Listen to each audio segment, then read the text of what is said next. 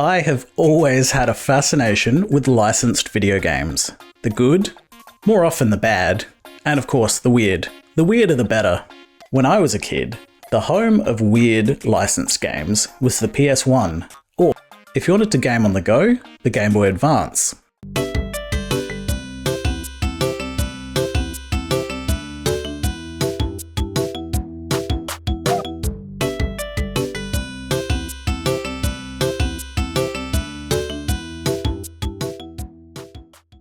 Being cheap and relatively easy to develop for, every man and his dog was pumping out GBA games for any IP you could imagine. To narrow things down for this video, today we're going to take a deep dive into the murky waters of licensed kart races on the Game Boy Advance. Just so we're clear here, I'm talking about games developed by studios who do not own the rights to the IP that the game is based off of. So, no Mario Kart since that's developed by Nintendo. It does get tricky to differentiate at points though. For example, there's Crash Nitro Kart, which was licensed out to Vicarious Visions, not developed directly by Sony or Naughty Dog. But Vicarious Visions made so many spin-off Crash games, and Crash is an IP that's rooted in video games directly, so it doesn't really feel like it fits in with this video. My rules here are kind of arbitrary, so if I miss any licensed kart races that you think should have been in this video, please let me know. I did my best to scour the internet for all of them, but it is totally possible that some slipped through the cracks. Alright, that's enough preamble, let's get on with the video. Welcome to Nicktoons Racing! It's Cat Dog by a Whisker! But the Rugrats babies Are making those beavers awful angry! But SpongeBob's making his move and oh, he's soaking up sidewalk. With the new Nicktoons Racing game! You can race all your favorite Nicktoons characters Go head to head! or team up relay style. With 5 wild ways to race! You'll laugh all the way to the finish line. Nicktoons Racing! For PC CD-ROM Windows 95 and 98. Rated E! For everyone. We put the car in cartoon. Nicktoons Racing's GBA release was developed by Crawfish Interactive, a small studio based in London. And it looks like they worked exclusively on games for the Game Boy through to the Game Boy Advance before they shut their doors in November of 2002. They mostly worked on licensed games, such as WWF Warzone for the Game Boy, WWF Attitude for the Game Boy Color, Godzilla the Series for Game Boy Color, and my personal favourite, Mary Kay and Ashley Crush Course, also for the Game Boy Color. As was common for licensed games of the time, Nicktoons Racing came out on a multitude of consoles. First came the Windows and Game Boy Color releases, late in 2000. Not long after, in 2001, it came out on the PlayStation. Next up was the version we're covering today, the GBA version, which was released sometime in 2002. But after this, there was one more release. And when I read about this, I was pretty shocked. There was a full arcade machine release of Nicktoons Racing. I wonder how much one of those would set you back these days. Now that would be a cool collector's item to have, if you've got the room I guess. So, what's the deal? Why are there a bunch of Nickelodeon characters competing in kart races? Well, if you're playing the Game Boy Advance version like we are today, well, it's kinda hard to say actually. The game starts off with this gorgeous, high-quality slideshow-style cutscene. Basically, it just says everyone's here, ready to race. But they're waiting on the mysterious host, who shows up in this blacked-out kart. Ooh, mysterious. Then, just like that, we're thrust into the main menu. So, really not much of a story to work with. Just a race and a mysterious host. If we take a look at the game's manual though, there's a tiny bit more context hidden in there. The Nicktoons characters have come together after receiving an invitation to race for the Krusty Krab Big Bun Award. What's that? Who knows? But now we know how the mystery rider lured the others to join the race at least, with the allure of a big old crusty bun. Speaking of the manual, I always forget how important they could be back in the day. At the time I'm writing this part of the script, I've got 1 cup left on normal mode before I attempt to tackle hard mode, and it's starting to get kinda difficult for me. I've just read in the manual that there's a boost you can use by double tapping the up button. I had no idea. That would have made things so much easier. Oh well. Glad I read that before attempting hard mode at least.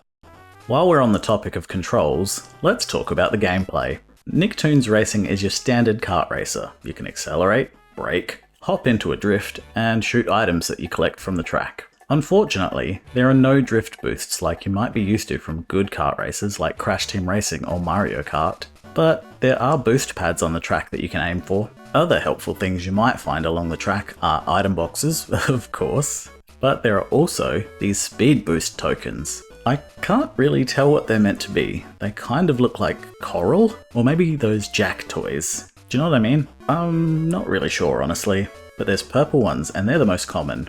And then there's also the elusive orange ones. Purple ones provide you with 1 notch to your boost gauge, while orange gives you 5 notches. Of course, with the good, there's always the bad. And in this case, that's the pits and the puddles that are strewn throughout the track. If you drive into them and you fall in, you have to get sucked back out by something? I actually have no idea what that thing is meant to be. It does take quite a while, and usually it'll knock you back a few places in the race. The selection of races is pretty good. You can play as Cat Dog, SpongeBob, Tommy Pickles, Darwin, Angelica, Eliza Thornberry, Helga Pataki, the Angry Beavers, Ickis, Arnold, Stimpy, Patrick, or a secret unlockable character after beating normal difficulty, which is the mysterious racer from the intro cutscene. Spoilers for a 25-year-old licensed kart racer incoming. The secret racer is Plankton. Ooh. And this is all a ploy to steal the Krabby Patty formula. Somehow. I'm not sure how hosting a racing Grand Prix is going to help you to steal the formula, but you do you, buddy. The items in this game are okay. They aren't exactly the most memorable, but they serve their purpose well enough. You've got the SpongeBob bubble, which is basically the equivalent of the Mario Kart red shell. The jellyfish is essentially the blue shell. Darwin's coconut launcher, which fires out 3 coconuts in front of you that gradually spread out. I actually kinda like this one. It's kinda like the green shell, but mixed with a shotgun. There's Powdered Toast Man's crouton launcher, which kinda just shoots up and spreads out these 3 croutons, and then wherever they land they make a small shockwave. It can be useful sometimes if you're lucky.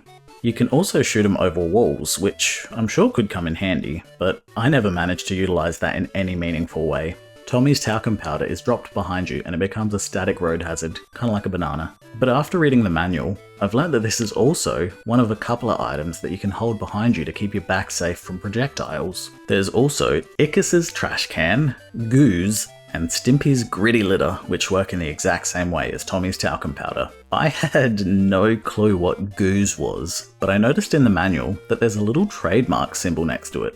So I decided I'd Google it, and yeah, that kind of makes sense. It's an early 2000s Nickelodeon branded slime toy. I loved that shit when I was a kid. When I was very young, I had this rubber ball that was filled with some sort of slime. And when you squeezed it hard enough, the slime would get close to the surface and change the colour of that part of the ball. I was squeezing it like crazy in the back of my stepdad's new car, and wouldn't you know it, I squeezed it just a little too hard, and it burst, covering the back seat in this gross sticky slime. He still likes to bring that up and laugh about it from time to time all these years later. Back to the items. There's the Wild Thornberry's Totem Magic, which is essentially a boo from Mario Kart. It steals another racer's item. You can also get the Angry Beaver's fish egg. I never would have guessed that that was by looking at the sprite in-game. This is basically a temporary shield, but it also gives you a slight speed boost. The Wild Thornberry's camera flash temporarily blinds other racers, making their screen go completely white. There's also Stumpy that drops on players' heads. You heard that right.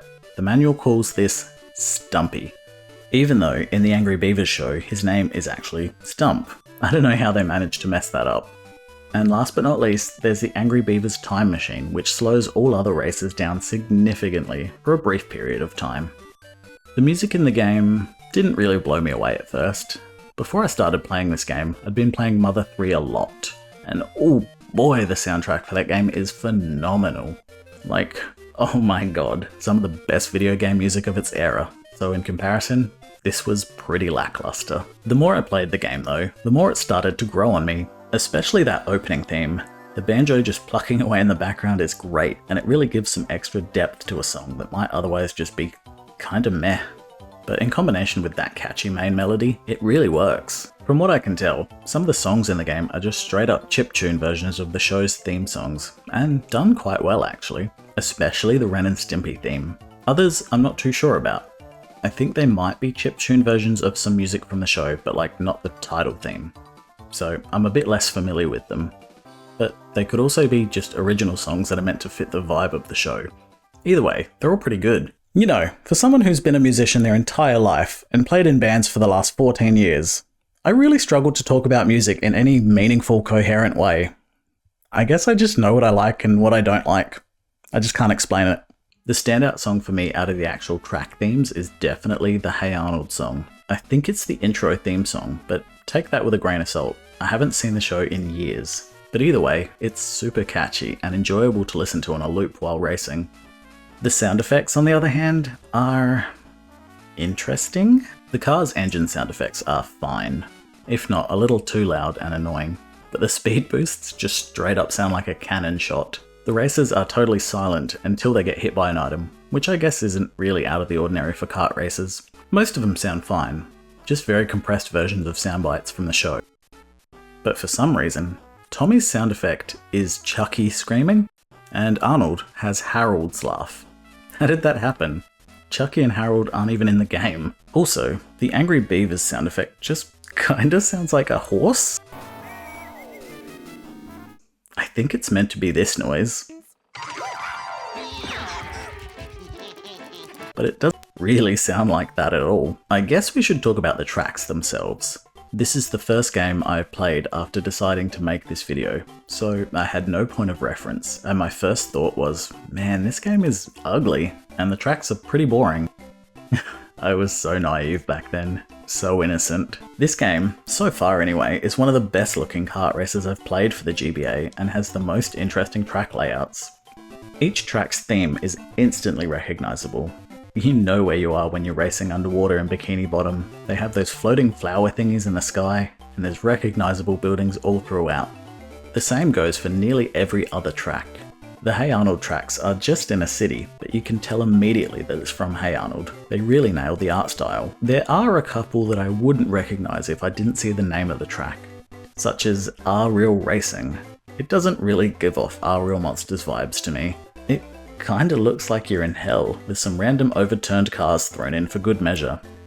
Bit weird. The tracks start out basic and progressively get harder, adding in more obstacles, speed boosts, and jumps. As it should. The difficulty curve of the tracks feels spot on. Some of the tracks have very minor shortcuts that you can take advantage of, but there aren't really a whole lot of them. I like the progression of the game as well.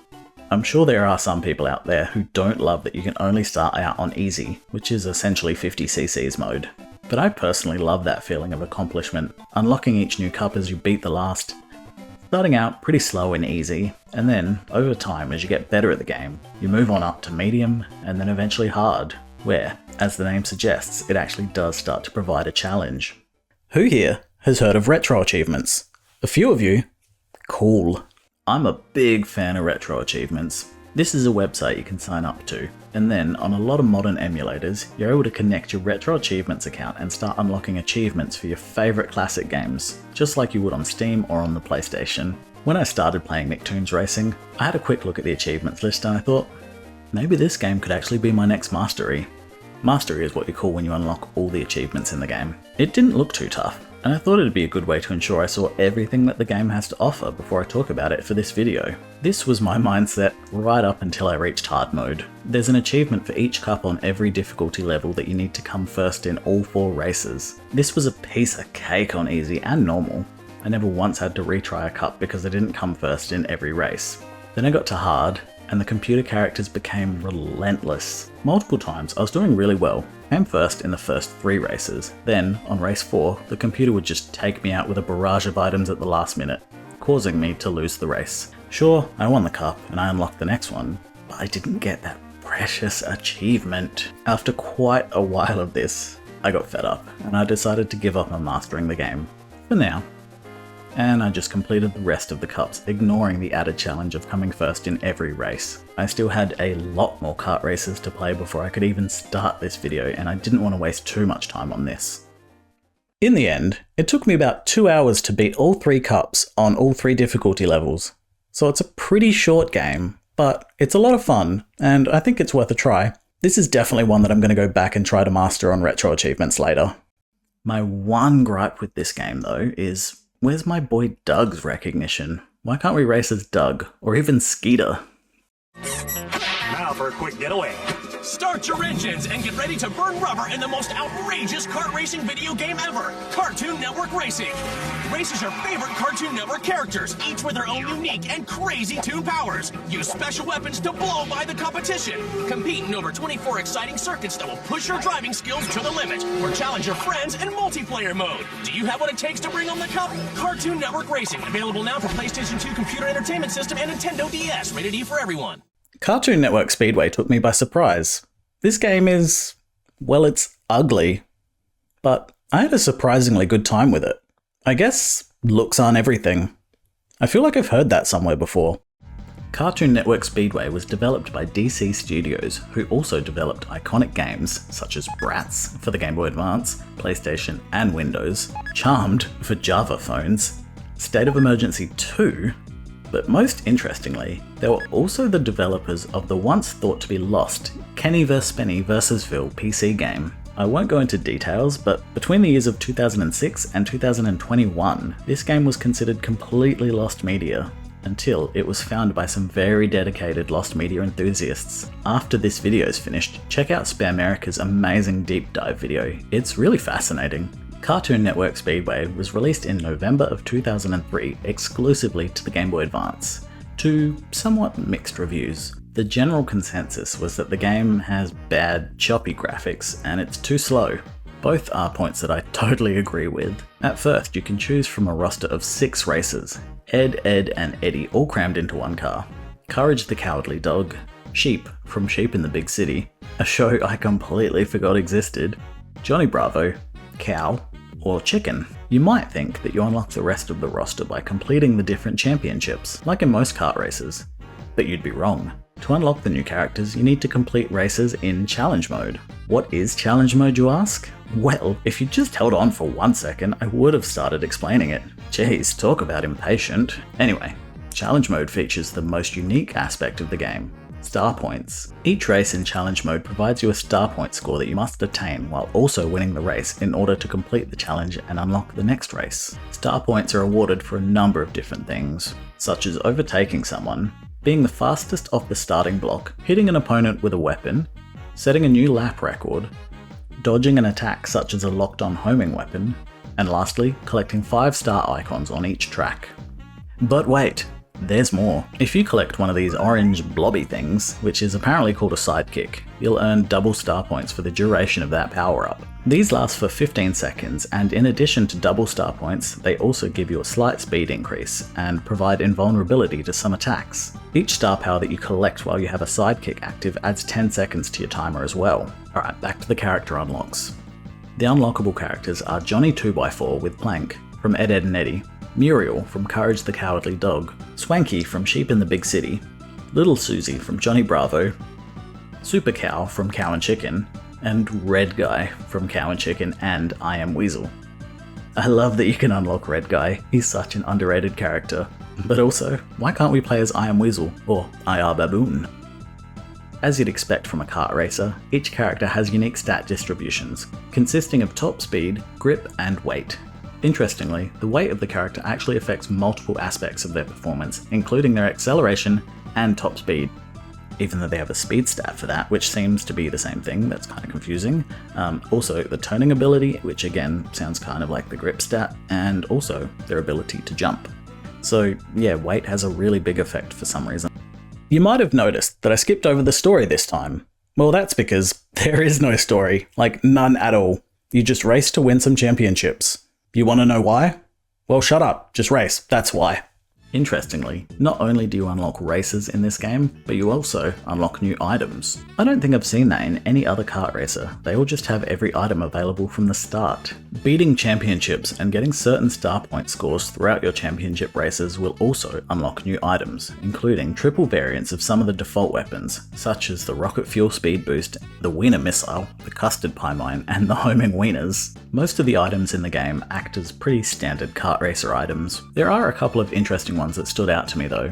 The magnetizer pulls you towards the car in front of you, giving you a big speed boost while also slowing down the car that you're magnetized to. The phase out potion is kinda cool too, but now that I'm actually typing this, I'm also realizing it's just the Boo from Mario Kart without the item theft, so never mind, not really that cool. I also like the portable hole.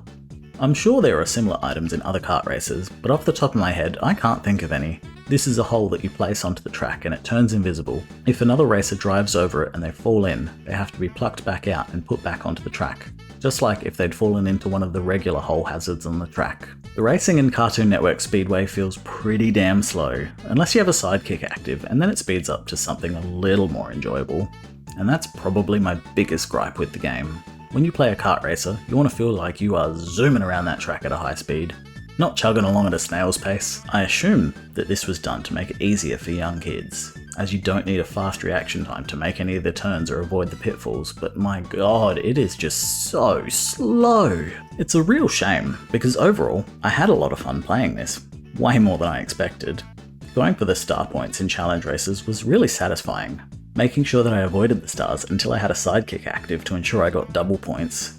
Trying to complete each lap a little bit faster than the last just to double up on the fastest lap points. Sometimes I even had to drop back down to last place and then race my way back up to first to scrounge up a few more points to unlock that next track. This is another one of the games that I'll be going back to master on retro achievements after I finish playing all the other games for this script. All I need to do now is to complete some of the championship cups with certain races, then finish the free tracks in under a certain time limit. Sort of like a faux time trial mode, I guess, and then I'll have mastered the game.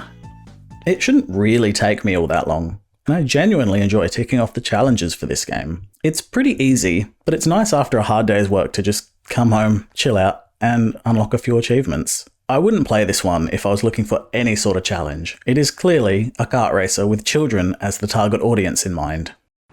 There is a legend with mysterious powers and a magical past. And when a family's in trouble, I'm totally fine. I guess that means he's not totally fine. the one person who needs him most I didn't know that you took out another mortgage on the house. is about to unlock his secret. Please take care of Herbie. Whatever your problem, he'll help you find the answer. Great fortune cookie on wheels. I almost didn't add Herbie Fully Loaded to my list for this video. I saw the name and just assumed that it was more of an arcade racer than a kart racer. But lucky for me, I double checked, otherwise someone would have torn me apart in the comments for missing this one. Herbie Fully Loaded is definitely a kart racer, at least in my mind. You race against multiple opponents, and there are power-ups littered throughout the track. And, well really, that's about all it takes to be a kart racer in my mind. Disney's Herbie Fully Loaded, if you want to use the name on its birth certificate, was developed by Climax Handheld Games.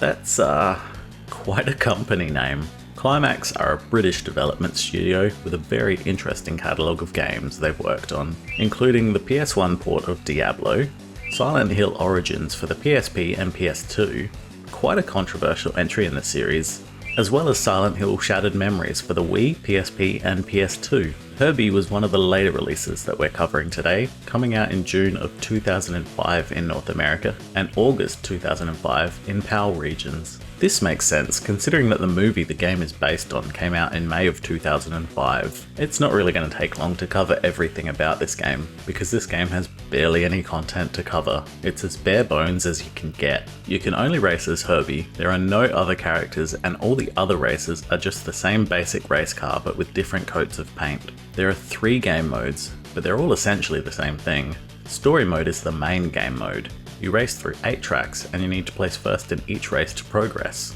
Between the races, you get to see a still frame of the movie, with a little line of dialogue below. I guess it's to progress the story? Kind of. If you haven't seen the movie recently, it won't really give you enough context to gather what's actually going on.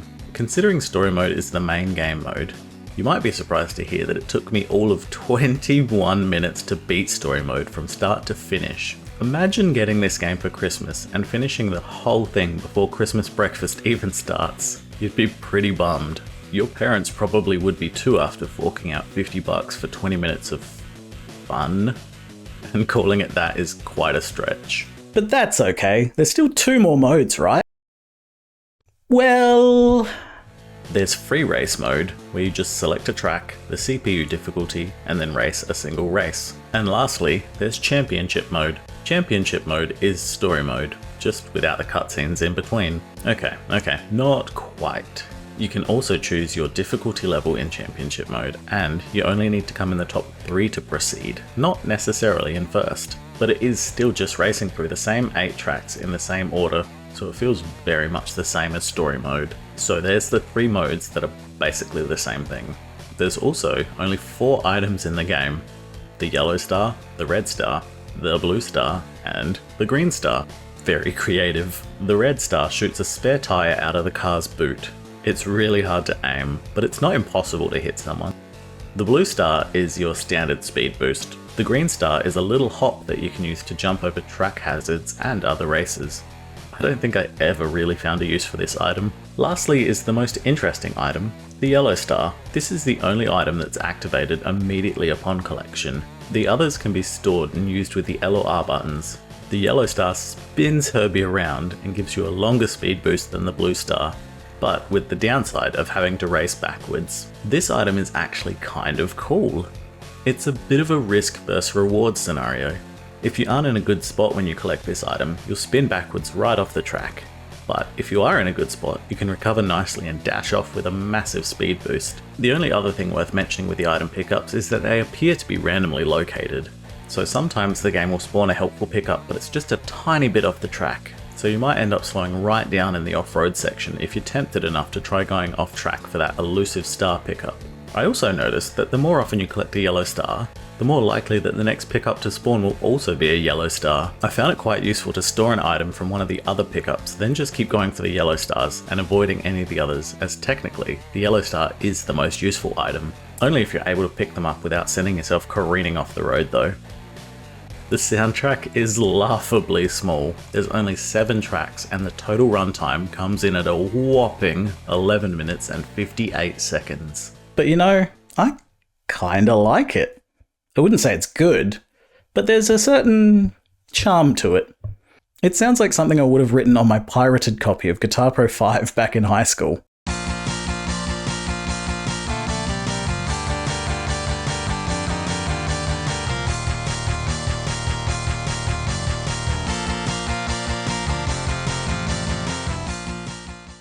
The songs are composed with MIDI instruments, and to my ears, it sounds like every song has 2 guitar lines, a bass line, and a drum beat, so hence the Guitar Pro 5 feel. A lot of the songs sound very similar to each other, so it really just starts to blend together and feel like one really long song. Except for my favourite song, Unlocked, which plays whenever you unlock something new. It has this almost Midwest emo or math rocky feel to it at the start, but there's only 2 parts to the whole song and it lasts just over a minute, much like myself.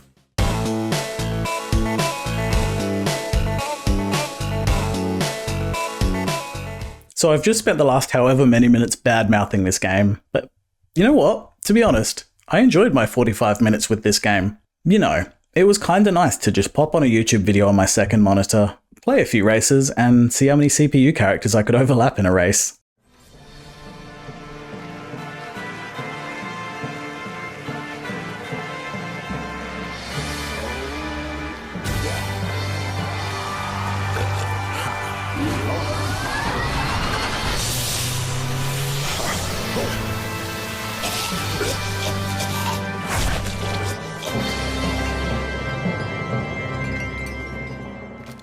Hugo Bukkazoom is part of the Danish Hugo media franchise, created by Interactive Television Entertainment in 1990. Originally, Hugo was the mascot of an interactive television game show, something I'm just learning is a thing right now. Basically, when the show aired, watchers would dial a phone number to be given a chance to be selected as the player character for this week's episode. Whoever was chosen was then able to use the number keys on their phone to control Hugo in real time. It was almost like a prototype to live streaming games back in the 90s. There were hosts on the show who would be providing live commentary as the player on the phone went through the game. I think I might do a deep dive into interactive television programming games for a video one day. This stuff is really interesting. I don't think it was very big here in Australia, or maybe I was just a little too young to realise it at the time. Something else that wasn't big in Australia was Hugo, but over in Europe, oh boy, it sounds like it was a huge deal. The original show aired in over 40 countries and was dubbed into their local languages, leading many viewers to think that the show was native to their home country, not realising that it was a redub of a Danish show. I was going to dig into the other Hugo media that's out there and talk about some of the games before we dive into the game we're actually here to talk about today. But the list is just too massive. I don't even know where to start. There were over a dozen interactive TV games alone, not to mention all the PC games, console games, mobile games, books, and more. If you'd be into a Hugo franchise deep dive video, just let me know in the comments. I would totally be down for spending way too much time researching a Danish franchise I've just heard about today. Anyway, Hugo Bukkazoom for the Game Boy Advance was released in October of 2003 in Europe. Then much later, in March of 2005, it made its way over to the States thanks to Namco. Why Namco decided that the US needed this game a year and a half after its initial release is a mystery. The game lets you choose from single race, championship, or multiplayer modes, but you can also do a single race championship, so single race mode seems completely redundant here. From here, there are 6 race types to choose from. Checkpoint. In this mode, you and your opponents follow an on-screen arrow that points to the next checkpoint. Whoever drives between the barrels of the checkpoint first earns a point. Then, the checkpoint reappears somewhere else on the track. Now, I might be dumb, but for some reason, when I was trying out this mode, it took me way too long to realize that you're not meant to crash into the barrels, you're meant to drive between 2 of them. It also could have been all the rum that I'd had just before I started playing. That's more likely the reason. The biggest issue I had with this mode was that it felt very luck-based. If the checkpoint spawned near you, cool, you should be able to get it. If not though, by the time you've driven most of the way over to it, someone else who it spawned closer to will have already gotten it. So when I was playing it, it felt like I was just driving back and forth but never getting many checkpoints since they were never spawning near me. The next option is track race. This is a little closer to a traditional race, but just a little bit different.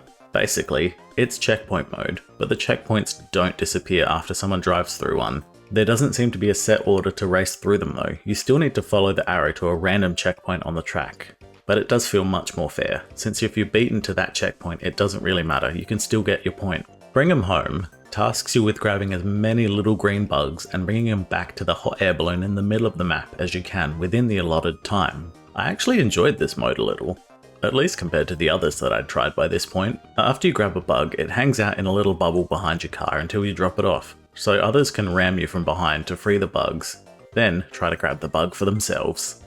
The controls did make this tricky, for me at least. The turning circle for some of the characters is crazy wide. I often found myself grabbing a bug, then unable to turn around safely without doing a 3-point turn, and then I just ended up careening off the cliff or into a hole in the center of the map. But like I said earlier, that could have been just because of all the rum. Green Flycatch is extremely similar to Bring 'em Home, except that it's the first to return a certain amount of bugs, rather than the most in a time limit. The other difference seems to be that the hot air balloon is off to the far corner of the map, rather than right in the center. Not that that makes much of a difference. I didn't bother playing much of this since it was so similar to Bring 'em Home. Push 'em Out is exactly what it sounds like. You ram some little green alien fellas in hopes of knocking them off the edge of the map. Each one you push off gets you a point, and it's the first to 10 points that wins. It kinda reminds me of bumper balls from the first Mario Party. It's awkward and hard to control, and you need to push things off the edge to win. But instead of your opponents, it's little aliens. I did not like this mode. The controls and the lack of tight steering just made it really difficult. I ended up falling off the edge far more often than I managed to push the aliens off. And last, but maybe kind of least, we have bumper cars. This is basically bumper balls. There's no aliens this time, you just need to knock your opponents off the edge. The weird thing about this mode though, is that whenever someone else is knocked off, every other player gets a point, so it's almost more about surviving than it is about knocking the others off. If the CPU characters knock each other off and you stay off to the side surviving, you'll rack up the points faster than anyone else and win without having to do much of anything. A very odd decision. I don't know why they wouldn't make it whoever was the last person to touch someone before they fall off gets the point. The characters you can choose from include our main troll himself, Hugo, Fernando the Toucan, I think, Trollerit, Trollerat, Trollerut, Cilia, the main antagonist of the Hugo franchise, and Don Croco. Now I know nothing at all about the Hugo franchise, so I'm not sure if that's a good range of characters to choose from or not, but it seems pretty good to me. Each racer has 2 stats shown on screen, Rabbit and Elephant. I'm assuming top speed and weight. There are 9 tracks to choose from, but they aren't all that exciting. And there are 3 track types: dirt, dirt with grass, and finally, different looking dirt with grass. Then each type has 3 slightly different track layouts. They're all super boring and not very nice to look at. I guess the last thing left to talk about are the items. There are no item boxes to collect like in most kart races. In this game, the item pickups just randomly drop out of the sky, and you can see exactly what they are before you collect them. There are your standard shields and rockets. There are also flat tires which slow down all other races, inverted controls for all other races, some sort of bomb that hits all the other races, and a magnet which pulls you quickly towards the nearest racer. That just about covers Hugo Bukkazoom. I'll be honest, I don't really like this game. The driving doesn't feel satisfying, the NPCs are brutal, there's no standard race mode, the maps are all ugly and dull, the music is bland and repetitive, and I don't know anything about the franchise as a whole, so I'm not invested enough in the characters to look past any of its flaws. There's not even any sense of progression. You have everything unlocked right from the start of the game, and you get nothing from beating championships. Hell, there's not even a high score list. I would avoid this one unless you're a massive Hugo head. I'm talking to all you Europeans out there.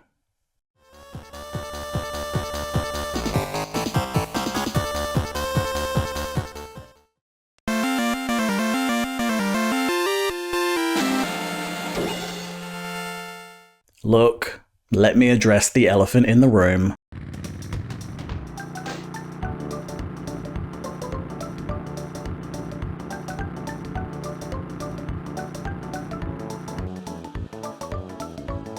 Look, Taj, I know, Digimon Racing rules, but it's not on the Game Boy Advance, so it can't be in this video.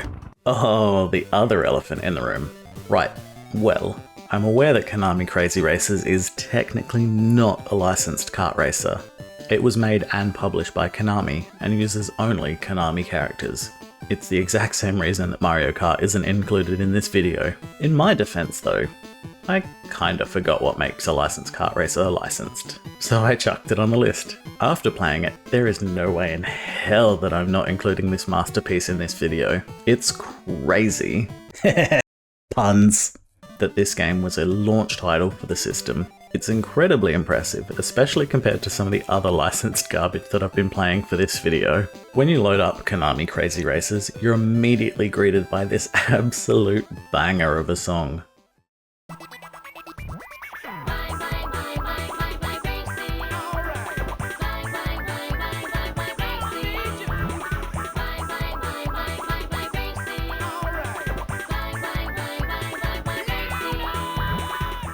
Man, I had this song stuck in my head for weeks after playing this. It's just too catchy. You may think that it's saying, my racing, much like I did, but it's actually YY, which is a Japanese slang term for crazy.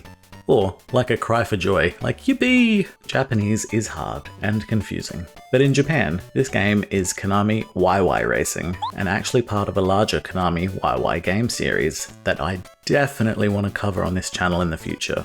They all look really interesting. This game has a pretty great cast of characters from a wide range of Konami games, and some secret unlocks too, which we'll cover later on. When you first start the game, you can choose from Goemon from the Mystical Ninja series, Dracula from the Castlevania series, who looks absolutely hilarious. Just look at this chunky little fella. Does have a stylish mo though. I did some digging because I don't remember seeing any Dracula in any Castlevania games that look anything like this dude. And apparently the general consensus is that he's a chibi version of the Dracula from Castlevania 64, which if you look at the game model, it's kinda hard to see the resemblance at all. But then I found this concept art for him, and yeah, I can actually totally see it now. Next is Moai from Gradius.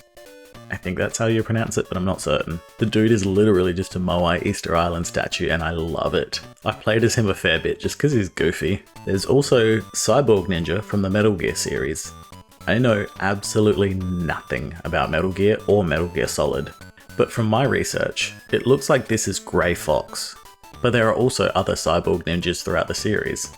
Somebody correct me if I got that wrong. At a glance, doesn't his sprite kind of remind you of Toad? Every good game has to have a cute cat girl, right? Right? Well, this time we have Nyami from the Pop and Music series of games, which I've also never played. but I really want to now after seeing there's a PS1 release that came with this controller. I mean, just look at this thing! Somewhat related to Nyami, we have Pastel from the Twinbee series of games, and also Poppin' Twinbee. See? There is a connection. I don't have much to say about Pastel. She's just a pretty standard anime character, and I'm really bad at shoot 'em ups, so I don't even bother trying them anymore, so I've never played a Twinbee game. Power Pro-kun is up next, the mascot of the Power Pro Baseball series of games, which again I've never played. But I have watched the B721 play one of them on YouTube for his beating every Nintendo 64 game series, and they look pretty fun, if you like baseball. And last but absolutely not least, we have Takasuke from Parodius, and I mean, just look at him. He's an adorable little octopus guy with a hat. So of course, he was my go-to for most of my playtime. I wish I knew more about him and Parodius as a whole, because it looks so freaking good. But like I said, I just can't do shoot 'em ups. But I think if there's one that I'd be willing to suffer through, I think it'd have to be Parodius. I mean, just look at this footage, this game looks insane.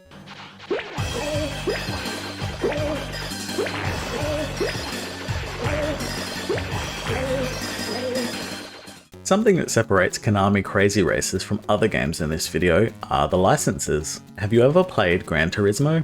Remember how in that game you had to complete a set number of racing challenges to unlock new licenses before you can race in some of the later cups? There's a kinda similar setup in this game. The first cup, Crazy Cup, is playable without a license, but after that you need to start unlocking the licenses to continue. To play Hyper Cup, you need a B-Class license.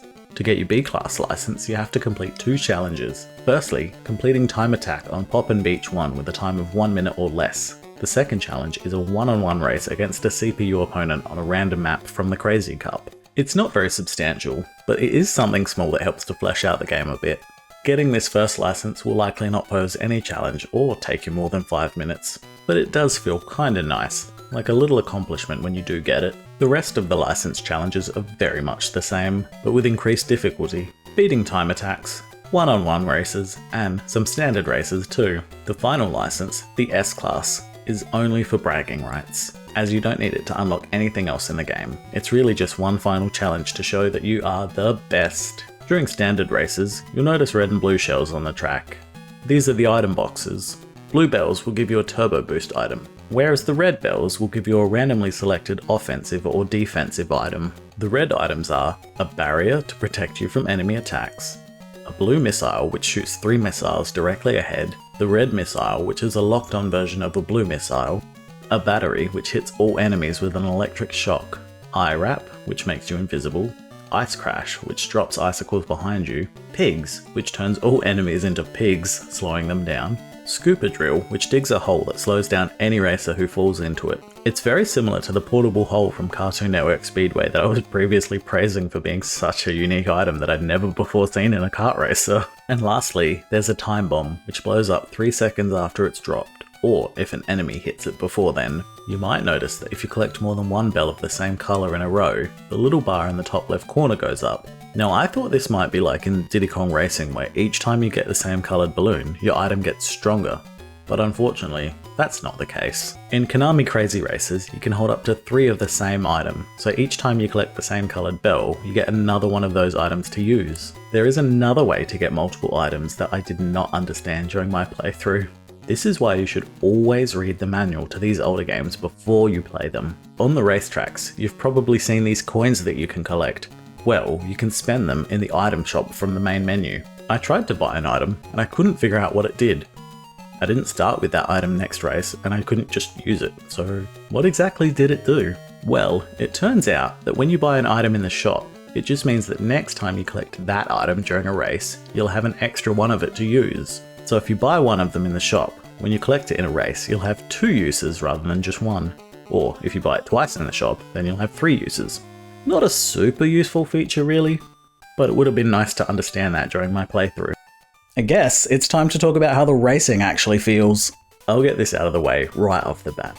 There's no drifting of any sort in this game, so that means no drift boosting. The closest you get is a little hop that helps with sharp turns. I don't love that. It'd be nice to be able to drift through sharp turns. Aside from that though, the game feels great to play. Turning is nice and responsive, unlike some games featured in this video. There are obstacles littered throughout the course, but you can see them coming up and have enough time to react to get out the way without setting yourself wildly off course. Some tracks have these holes in the road that look like you could probably jump over them, but I would always try and then just jump right into the hole. But I just kept trying. My brain was like, you can jump over it, just do it, jump. And then every time I'd fall in the hole. The music is where this game really shines though. You've already heard the banger title screen track, but honestly, every song in this game is so good.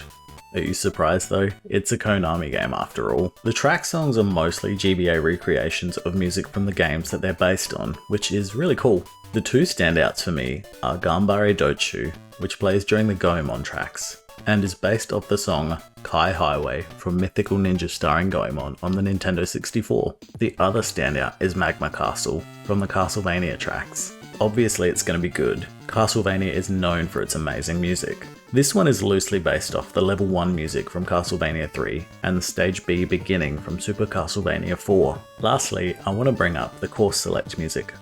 I love this. I'm guessing it's an original track for the game. I can't describe exactly why, but it almost has this desperate, dramatic undertone to it. The repeating 4-note riff just gives me that vibe, which pairs weirdly well with the overall boppy tone of the song.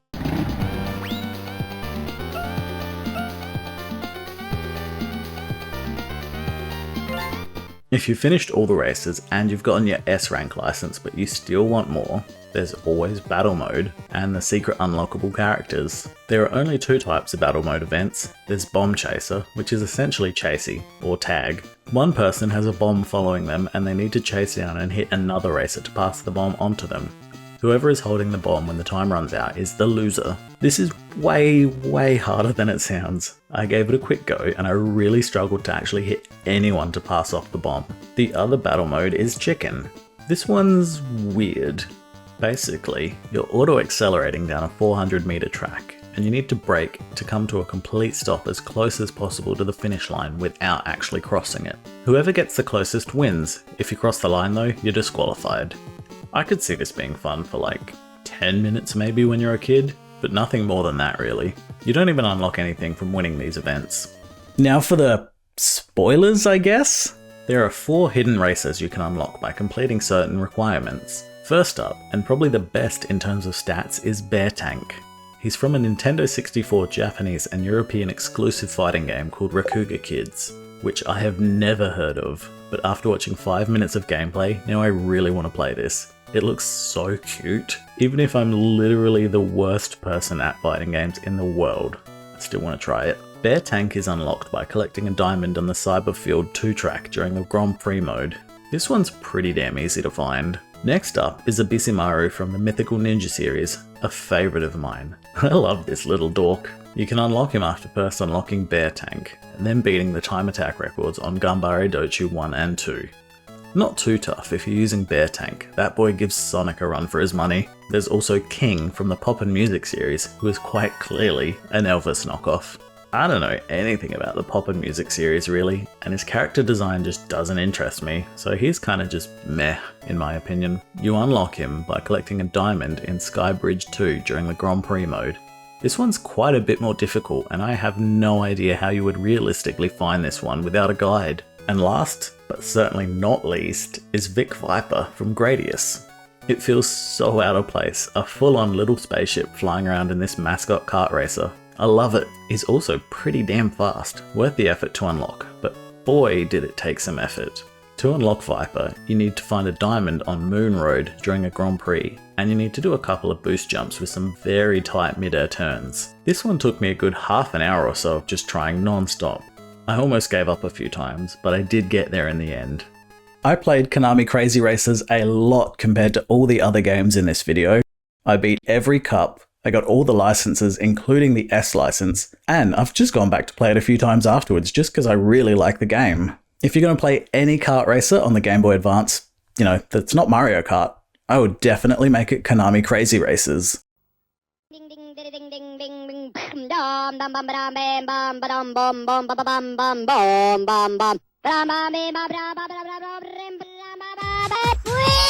Let's move on from probably the best kart racer in this video to absolutely the worst one, Crazy Frog Racer.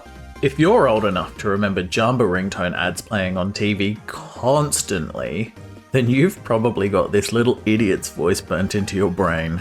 And if you're not, well, consider yourself lucky. The Crazy Frog, or as it was originally known, the Annoying Thing, was originally just a short clip of a CGI frog with his little tadpole out on display, making motorbike sounds. Of course, it was the early 2000s, so dumb shit like this went viral somehow, which of course eventually led to a Crazy Frog cover of the song Axel F. I'm sure the majority of people who listened to that cover when it came out, myself included, had no idea that the original was the theme song of Beverly Hills Cop back in the 80s. Somehow, this cover went so viral that it made it to #1 on the charts in many countries, including Australia and New Zealand. So we heard this song a lot when I was a kid. Hell, I even had it on my first ever MP3 player.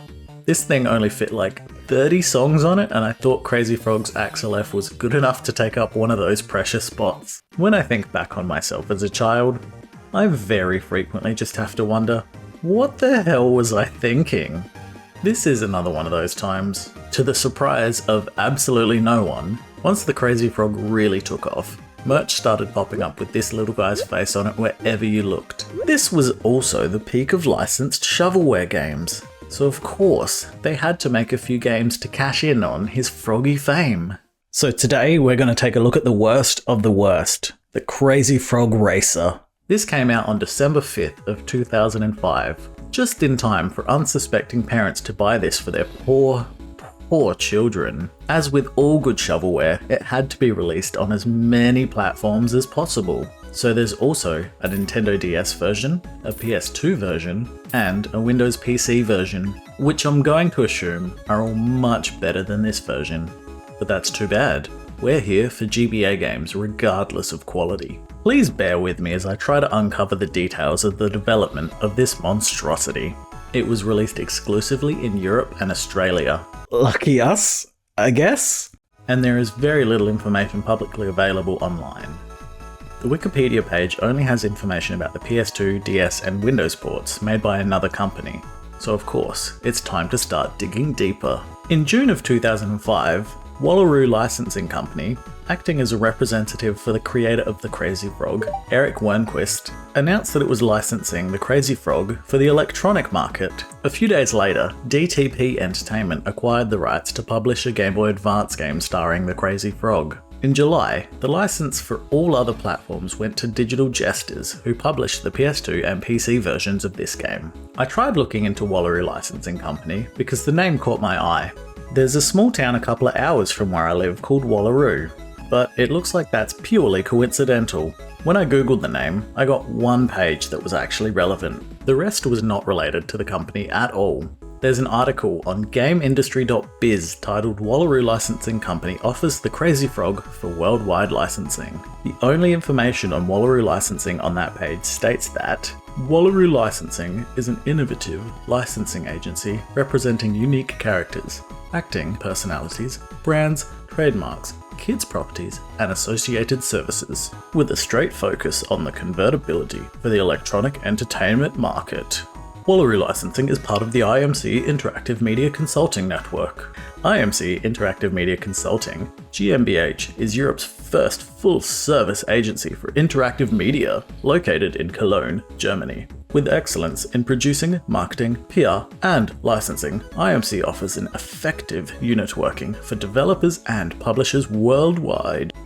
Though I'm guessing either this is a tiny subsidiary of IMC who did bugger all else, or I just can't find anything because I'm not searching German websites. AnnoyingThing.net was actually a bit of a saviour during my research. It's here that I found out that the developer of the GBA port was a German company called Deniris Entertainment Software, who appear to no longer be around. Their website's domain is for sale if you want to buy it. Deniris are credited on 8 games on Moby Games. CT Special Forces released in 2002 on PlayStation and Game Boy Advance. Ankh from 2005, released on Windows, Nintendo DS, and Macintosh. Paws and Claws Pet Rescue Resort, released in 2005 on Game Boy Advance and Nintendo DS. Crazy Frog Racer, obviously. Paws and Claws Pet Vet from 2006, released on the Game Boy Advance, Nintendo DS, and later ported to the Nintendo 3DS. Horses with a Z, released in 2006 on Nintendo DS and Game Boy Advance. Paws and Claws Pet Vet 2, Healing Hands. Quite a mouthful. This one came out in 2007 on Windows, Nintendo DS, and Nintendo 3DS. And the last game that they are credited with developing, please excuse my pronunciation here, Wiki und die starken Männer from 2009 on Nintendo DS. The Crazy Frog Wiki states that Denaris Entertainment Software produced a couple of 3D racing tech demos for the Game Boy Advance before the development of Crazy Frog Racer. One was a monster truck game called R3D Demo V1, and another was Super Mario XXL, a tech demo that was pitched to Nintendo of Europe to showcase their 3D racing engine. Mario Kart Super Circuit for the GBA had already been out for 3 years at this point though, and ultimately, this tech demo is what became Crazy Frog Racer for the Game Boy Advance. The only source on this information is a YouTube video by Tetrabit Gaming, someone I've been watching for years actually, but luckily, Tetrabit Gaming is a professional and he does cite his sources.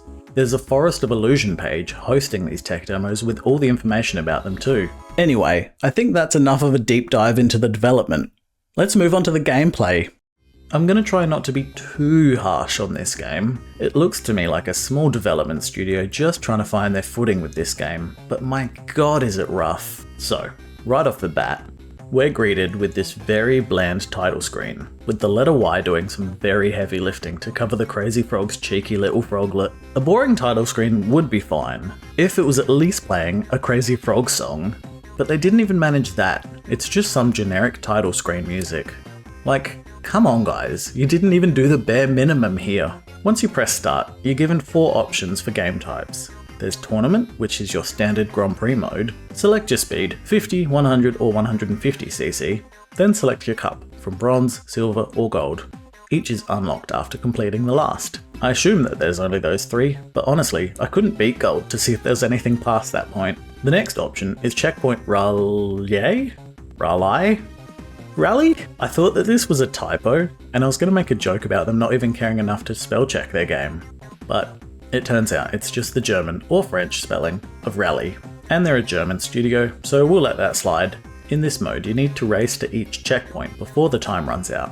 When you pass a checkpoint, more time is added to your timer, kind of like those old arcade races. This would be a decent mode, but from my limited experience, the time limit is the same whether you choose from 50cc or 150cc. So it might actually be impossible to win on 50cc as your kart is just way too slow. I wonder how much time they had to playtest this game before it was shoved out the door just in time for Christmas. Next is Checkpoint Madness, which is the same as Checkpoint Rally, except that the other races are also on the track. This one is damn hard, I barely bothered trying it. It was like a rock. It was pissing me off, Robert. Oh man, that joke has aged so much just between me writing the script and recording this. And last, quite fittingly, is Last Man Standing mode. This is the game's battle mode, however, there are no battle mode tracks. You just play on a standard racetrack, which doesn't really work the best. Like, it's doable, but it just feels wrong. I did not like this mode at all. I tried one match, and it took me over 5 minutes to finally win. Not for any good reason though. The items in this game are just bad. And the racetracks are just too big. I spent ages racing around the track just trying to find any other races. I guess now is a good time to move on to the items. I searched and searched online for a scan of the manual, but there doesn't seem to be one online anywhere unfortunately, so I'm just going to have to give my best guess to what the items actually are and what they do. The majority of items have no animation whatsoever to indicate what they actually do, which makes it very hard to tell what's happening when you use them. There's the spike strip, if somebody hits it they'll spin out. The shield, that's a shield obviously. The boxing glove, this took me way too long to figure out what it does. Once you use it, for a limited time, if you bump into another racer, they'll get knocked away and spin out. There is no visual indicator of any sort when you use this item though, and there's no timer to show how long it lasts, so I just figured it out by accident eventually. There's the oil spill, which just looks like a puddle. I think it's exactly the same as the spike trap. The red plane, this is a homing missile, and it works pretty well most of the time. The wheel blades, pretty self-explanatory really. Blades are on your wheels, and if you hit another racer on the side, they'll spin out. The purple rocket, I think? This is just a standard projectile. Shoot straight ahead and you get 5 of them. It also goes over the track barricade, so I think you could technically shoot someone who's like way out in front or really far behind if you're really lucky and your timing is good and the track layout lines up, but that's pretty hard to do. The tyre, now this one, I never figured out what it does. Although I have just found a brilliant game FAQ guides by 91210 user, the most generic name ever. This guide says that it gives you extra grip when you're turning. I never really noticed that personally, but I'll take their word for it. Next up is 4 tyres. Just gives you even better grip, I guess. The next one just straight up looks like a little condom if you ask me, but apparently it's a landmine. This just drops back onto the track and blows up whoever runs into it. And last, but absolutely not least, the purple whale? I don't have a clue why this is a whale. Or maybe it's not, but it damn sure looks like one to me. This is the speed boost item and it is seriously busted. This lasts for at least 10 seconds or until you slam into a barricade, which is easy to do with the insane speed that you get from using this item. I found a great strategy for when I get one of these items is do my best to avoid all other item boxes until I reach a really long straight, and then I use it. If you get an item while you're holding another item, it generates a new item, so it's easy to lose your whale if you're not careful. Using it on a long straight though gives such a huge lead that it's basically impossible to lose the race at this point. That's another thing. If you don't get the right items in this game, you just straight up will not win. I had a race that I was stuck in 3rd for the entire time. I only got tyres or items that shoot behind you, so I couldn't hit the people in front of me. And my racing speed seemed to be exactly the same as theirs because I could not close the gap at all and they never got any further away. It was super frustrating. So I lost the race, but luckily it gives you the option to restart from the same race. So if you're partway through a tournament and you lose, you don't have to start over from the beginning. The next time I tried that race, I got lucky and got 3 whales in a row. So I absolutely launched out into 1st. But what's this? Why are there 2 racers icons way off the track on the minimap? Where are they going? Guys? Guys! Don't leave me! I'm so lonely. Wait, what the why am I 3rd? I'm miles in front. Yeah, that was weird. It was like I went too fast and it confused the AI, so they just left the track and drove out into the abyss. Luckily, it eventually did figure out what position I was actually meant to be in, and it moved me back into 1st, so I won that race by miles. For a game that feels really half-baked and rushed, that was actually the only glitch I ran into while playing this game. So props to them for that, I guess. How have I gotten this far into this segment and not even touched on the roster of characters? Well, obviously, your first choice is the annoying thing himself, the Crazy Frog. But yet again, a total oversight by the designers. Why is he driving a cart? Clearly, he should just be floating and pretending to drive a motorbike like he did in all the video clips. It's such an obvious choice. The rest of the characters you would think would stem from the Crazy Frog extended universe, such as the drones from like every film clip, or, well, actually, I suffered through like 6 Crazy Frog film clips and saw no other characters besides him and the drones, so never mind.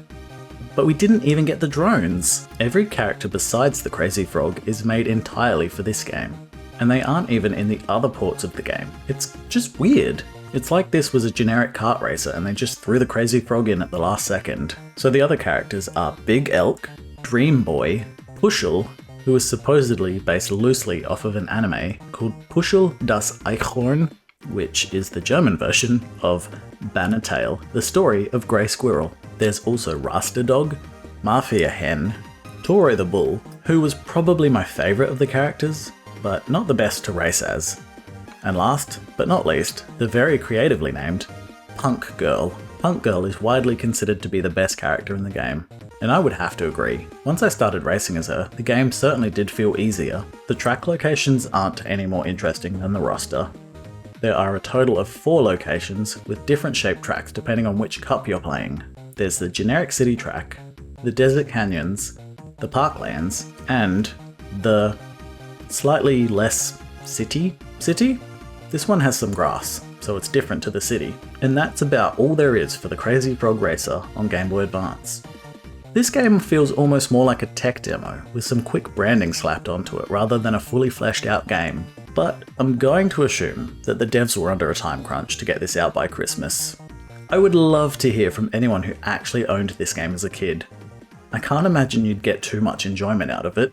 I absolutely do not recommend that you seek out this game, but if you have to, I'd say maybe try playing on 150cc's. At least that way it feels like you're racing. If you play on 50, it kind of feels like you're just crawling around the track. Like, they could probably get out of their carts and run faster than that.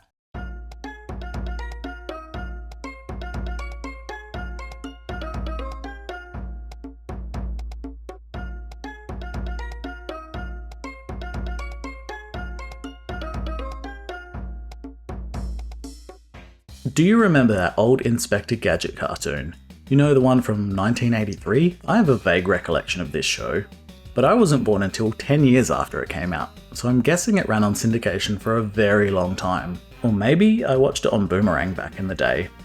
Do you remember Boomerang, that TV channel that just ran old cartoons all day every day? Anyway, for some reason, in 2003, or more likely mid-2002, somebody decided that it was absolutely worth making a kart racer about a now 20-year-old cartoon. And in February of 2003, Inspector Gadget Racing was released to a pretty lackluster reception.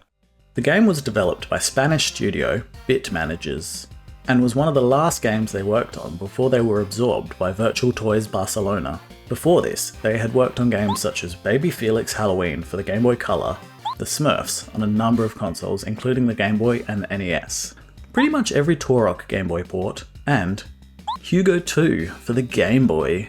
Ugh, not you again. I think we've all had just about enough of you, you little troll. Inspector Gadget Racing is pretty bare bones as far as gameplay modes. You only have Tournament or Quick Race to choose from. Tournament mode is split up into 4 cups. Gadget Grand Prix, which is unlocked from the start, with the rest being unlocked after beating each previous cup. The other 3 are Around the World, Exotic Adventure, and Underwater City. After you pick your cup, you get to choose your racer. Of course, first up is Inspector Gadget in his van. Agent Bruce, whose headshot looks kind of like a knockoff Buzz Lightyear. 10 years before Buzz Lightyear existed, actually, I guess. There's Agent Abdul, who races in a van that has what looks like the world's derpiest dragon on the side. Dr. Claw, who is a hidden unlockable character. Mayor Quimby, Chief Quimby. Brain the dog in an ice cream van. Penny in a sick-ass Jeep, looking awfully concerned, and a second unlockable version of Inspector Gadget. Once you select your character, you're treated to a brief storyboard-style cutscene. If you select a good character, you get this one. The research institute has been burgled, and you have to discover who's committed the crime and arrest them. If possible, get a move on. The thieves won't stand around waiting. I'm so sorry. That was meant to be a Mayor Quimby voice, and I just don't think that sounded very good, but here we are. With just that one still image, we're thrown into the first race, so I guess it's not really a cutscene, just an image. If you choose one of the bad guys, you get a different story. Inspector Gadget has discovered that Dr. Claw ordered the burglary in the Research Institute. He must not get in the way of the plan. Get out of here as quickly as you can. So, it looks like there's some sort of robbery that takes place, and now you've got to flee the scene of the crime before old goody two-shoes Inspector Gadget rocks up. So, a pretty basic opening premise, but I just appreciate that they put in the effort to at least give a kart racer some kind of story. The first race takes place on the highway, and I gotta say, the graphics in this game are actually really nice. The steering, on the other hand, not so nice. The cars feel slow and clunky. It's just really easy to oversteer your car. The tracks feel really cramped. I found myself so often accidentally ramming into the other racers, or oversteering and driving off the edge of the track, like all the time. To go along with that, there are items hitting you left, right and center. Even on easy mode, I was constantly being bombarded. The cars are nice and big, with fairly minimal detail on them, which keeps them looking nice even on a smaller screen like the GBA. I noticed that some kart racers I've played for this video try for smaller, more detailed karts, and it just kinda ends up looking messy and hard to read. So this first track is fairly straightforward. A few turns, but not much more. There are some ramps that you can jump to get a speed boost, and there's one ramp that launches you over a gap in the track. So if you're in the wrong spot and you miss that ramp, you lose a lot of speed hitting the gap in the road. And the only other thing on the track are some palm trees and barricades off to the sides that'll slow you down if you hit them. And, of course, the item boxes, which are basically just the exact item boxes from Mario Kart. I guess now is a good time to go over the items. They are all pretty run-of-the-mill. There's missiles, a shield, a speed boost, and the only one that's remotely interesting is bubblegum, which sticks to an enemy and slows them down for a limited time. Another very unfun item that you get far too frequently is the bomb. When you collect the bomb, you have 15 seconds to hit another racer and transfer it to them, or it explodes and you spin out. The issue with this is that there are so few items in the game that I ended up getting a bomb multiple times in every single race, which is just infuriating. Lastly, each racer has their own unique ability that can be used by pushing L. After it's used, you need to wait some time, around 20 seconds I'd say, until you can use it again. You know when you're able to use it again because the G symbol in the top left corner will be coloured again. Inspector Gadget gets a speed boost. Penny gets a shield. Brain shoots puffs of air out the side of his van to damage enemies on either side. It's completely useless though. Chief Quimby turns on his lights and siren, and I can't for the life of me figure out what it does. I assumed it was like a speed boost, but it didn't really feel like it. Agent Bruce has an oil slick. Agent Abdul has springs that shoot out the side of his vehicle. Again, pretty bloody useless. It's so hard to get up next to another racer and stay there long enough to actually hit them. I like this system as it's just something extra to help the game stand out. That, and having the ability to collect multiple of the same item to increase the duration or strength is nice as well. There are a few kart races around that do that, including others in this video as I've mentioned, but personally, I just like that. After you finish the first race of the cup, you really start to see how this game aims to separate itself from other kart races. The second race, you're no longer in your car, now you're in a plane. The plane actually feels a bit nicer to steer than the car, but I wouldn't say it's good. The main difference with the plane is that you can move up and down as well as left and right. The tracks have these rings that you can fly through to get a speed boost. There's also these fuel sources that you need to collect. See down in the bottom left corner, you now have a fuel meter, and if that runs out, you slow way the hell down for a few seconds, and that's enough to completely ruin a good race. On to race 3, and would you look at that? Another new vehicle! This time you get a submarine. Well, kinda. It's your car, but it floats, and the wheels are horizontal. But hey, it's something different. The submarine races are really similar to the driving ones, except that it feels like you're driving through a layer of sludge, and you need to go over these bubbles to fill up your fuel meter like in the plane races. After the sub race, that's it. If you win, you unlock the next cup. If not, too bad. Try again. There are 3 race types in the game, and 3 songs to go along with those race types. That's right, every car race has the same song, every plane race has the same song, and every submarine race has the same song. The racing stage song is not half bad. It's a pretty short loop, but it feels like it fits the theme of Inspector Gadget really well. It's upbeat, has a funky little bass line, and the guitar lead at one point almost breaks into Megalovania.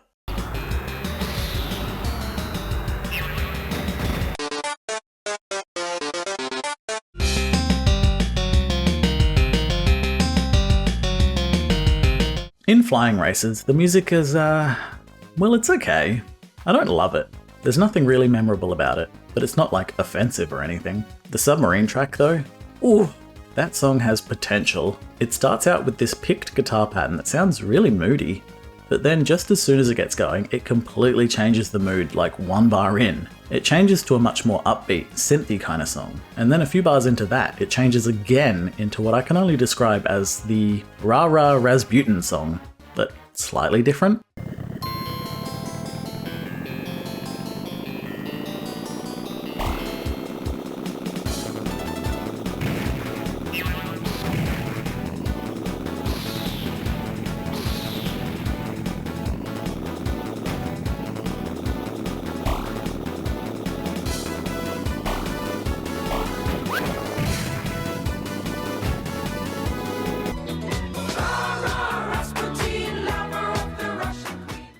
So, I'm gonna be honest, I'm bad at this game. Like, really bad. I tried for a while to beat the first cup, but every time I'd get screwed out of victory at the last second, and I was over it. So, I did what I had to do. I found the password to unlock all characters and cups. Since this game doesn't have a save system, the only way to keep your progress is to note down the passwords that you're given after each cup. I had to play through the rest of the cups, and they are very much the same as the first.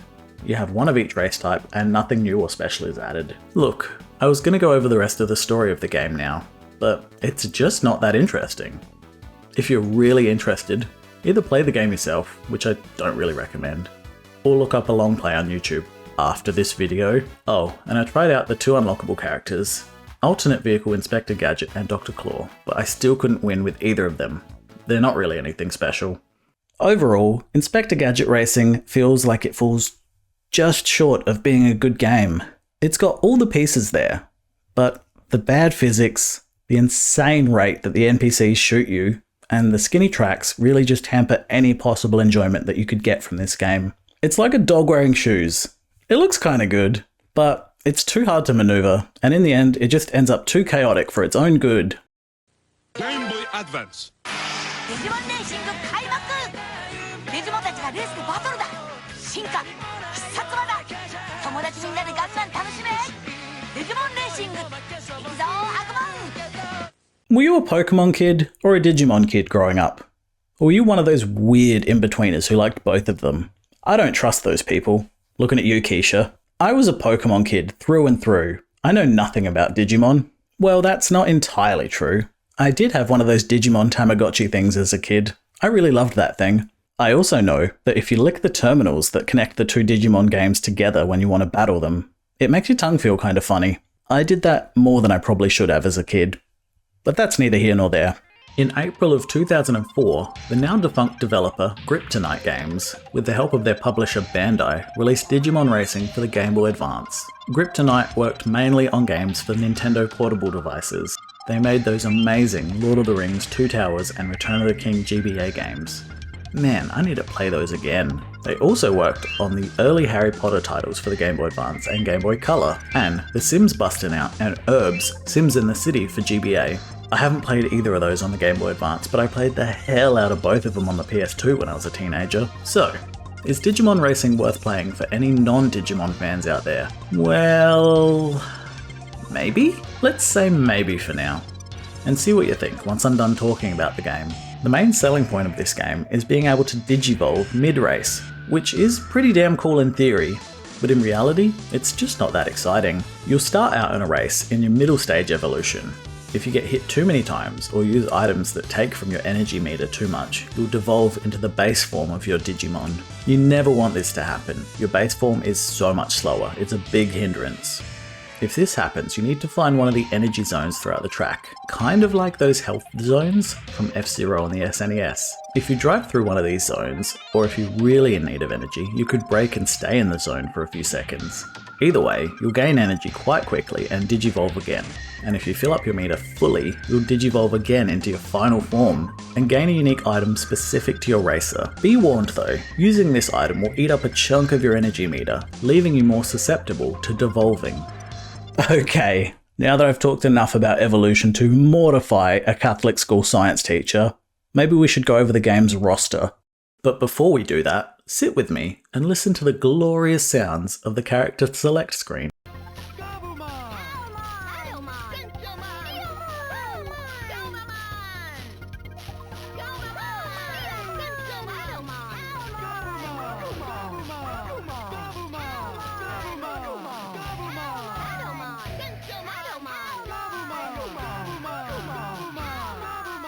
Anytime you select your racer, you're subjected to this admittedly hilarious onslaught of noise. Bear with me here, as I have no idea about Digimon, but the characters you can choose from are Agumon, literally the only Digimon that I know, Gabumon, who seems pretty cool, I like him, Biyomon, which reminds me of a pink chocobo, probably because I've been playing a ton of Final Fantasy VII Remake lately, Palmon, no, sorry, not that one, this one.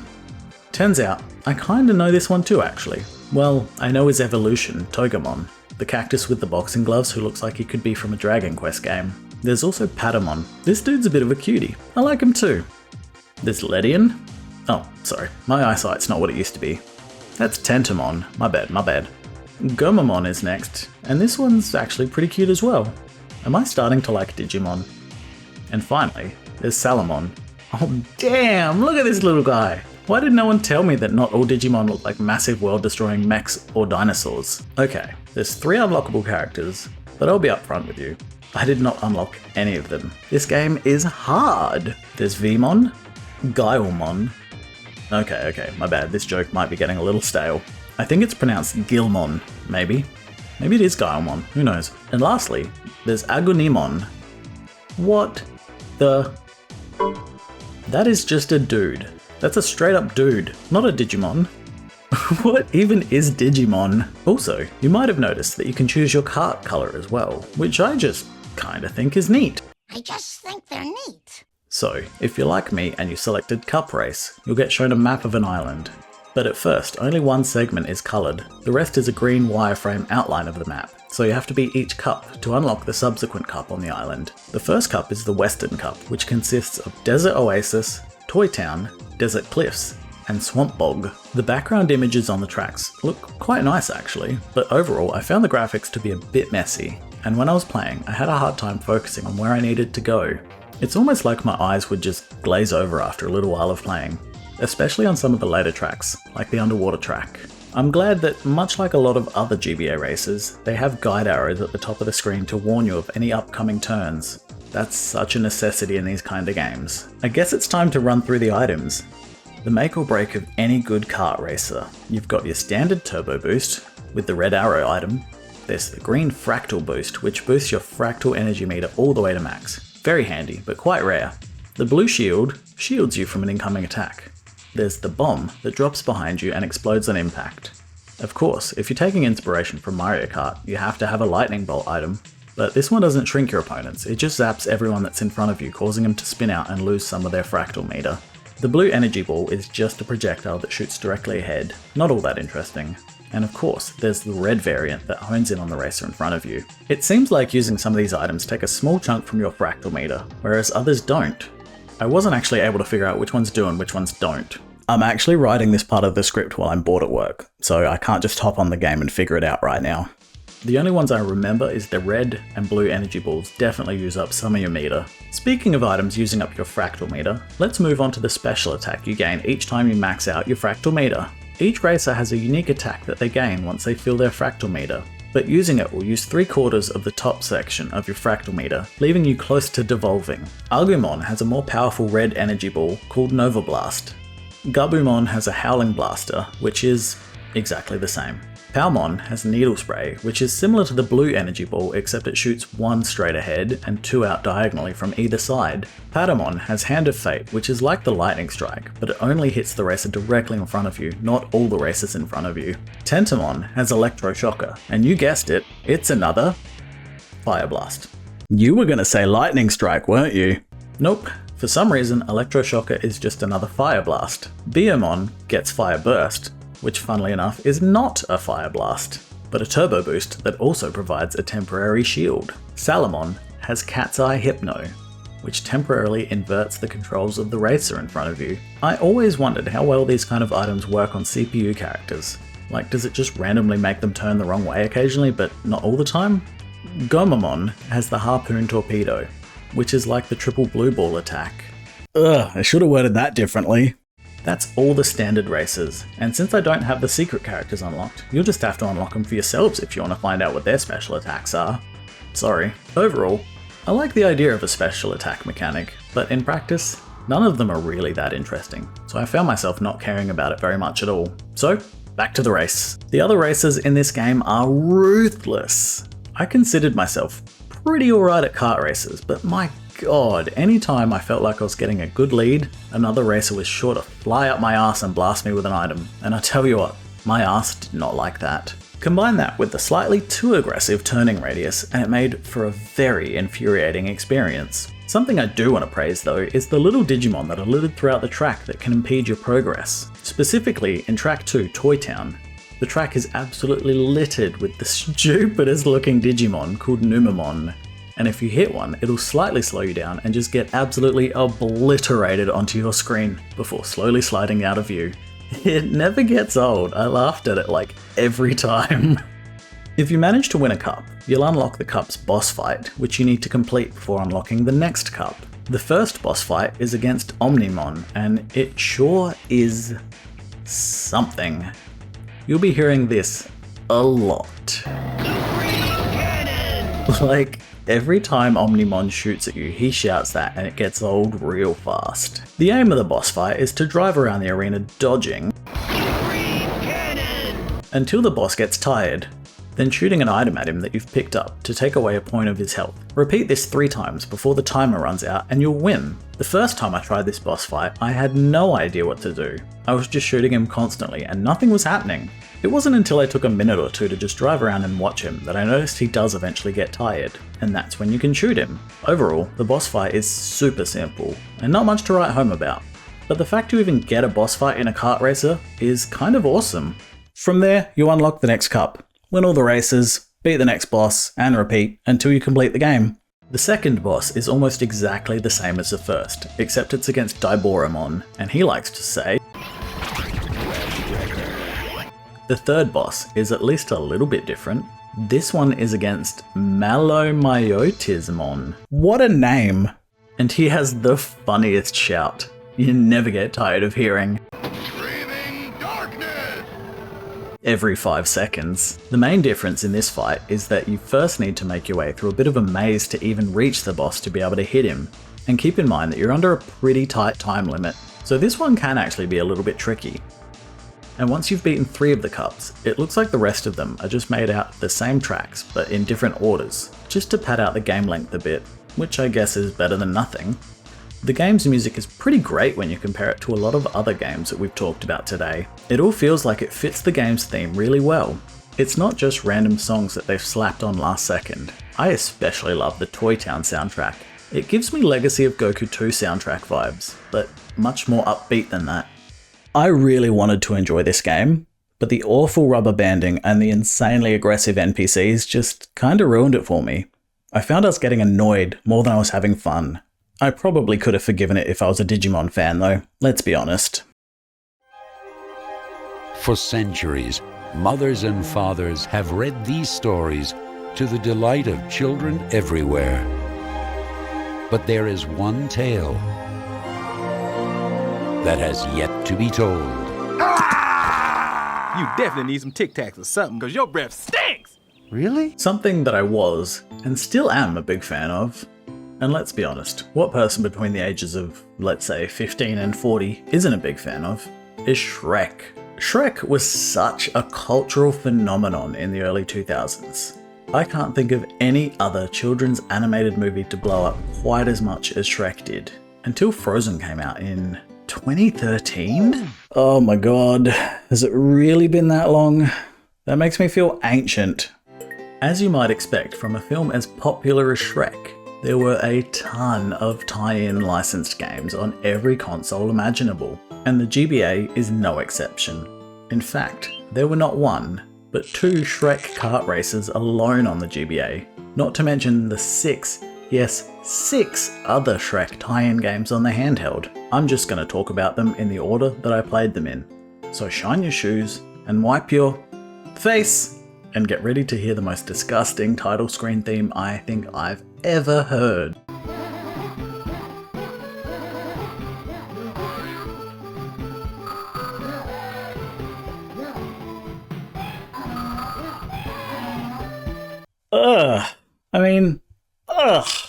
What is that? I think Polyester Moustache sums this up perfectly with this YouTube comment. This song sounds like something that would have been in a WarioWare game as a purposely bad/weird song as a joke. That's the most accurate description I think I've ever heard for a song. John Harvey, what the farquad were you thinking when you composed this nonsense? Genuine question. Have you ever heard music before, John? I hope you like this song because you're going to hear it a lot. There aren't that many songs in the game and they get reused frequently. Each cup in the tournament has 1 song. It's not 1 song per track, 1 song per cup. Shrek Swamp Kart Speedway was developed by Prolific Publishing, but they didn't really live up to their name as they didn't publish the game. That was done by TDK Mediactive in March of 2002. Prolific Publishing were a small offshoot of another development studio, Silent Software Inc., before they merged in 2015. Prolific only put out a few games in their tenure, mostly licensed games such as this, 102 Dalmatians, Matchbox Caterpillar Construction Zone, and Shrek Fairy Tale Freakdown. Can I just say, I love that title. I don't know what a freakdown is, but I want to see Shrek do one. But most interestingly, they're credited with additional programming on John Romero's Daikatana for Windows. I'd love to know what was outsourced to this tiny little studio. I'd also love to know if John Romero made them his bitch. Sorry, that was low-hanging fruit. There is only one single-player mode in this game, which is your standard tournament, Cup, Grand Prix, or whatever you want to call it. When you first get the game, you have 8 characters to choose from, and oh no, why did they do that to my boy? What have they done to your face, Shrek? Everyone's heads are like a little bit big and bobbleheady, but Shrek's is on a whole nother level. Man's driving around looking like Mr. Bighead from Rocko's Modern Life. So the 8 characters unlocked from the start of the game are Shrek, Fiona, a gnome, Thelonious the Executioner, the 3 blind mice, Goldilocks, Gingy, and the 3 little pigs. I, of course, went with the coolest character, Thelonious, mostly for his insanely high speed stat. The game starts by showing us the different cups in the game. Swamp Rally, which is unlocked by default, and then the other 3 cups are unlocked after each previous cup has been completed. The other 3 cups are Country Hustle, Forest Run, and Dragon Strip. I hope she doesn't strip. I mean, this is a kid's game. Each cup has 4 tracks that you need to race. Swamp Rally has Shrek's Boggin Bayou, Swamp Fever, Deadwood Dash, and Donkey's Giant Log More Ass? I don't want to know anything about Donkey's giant log or his ass. Speaking of ass, this game. The biggest problem with Shrek Swamp Kart Speedway is that whenever anyone drives into you, you get knocked back, regardless of the speed you're going, which character you're using, or who hits who. If you drive into the back of someone, you get bumped back. If someone drives into the back of you, you get bumped back. It's just bad game design. Watch this clip of me right at the start of the race, and you'll see why I got so angry with this game.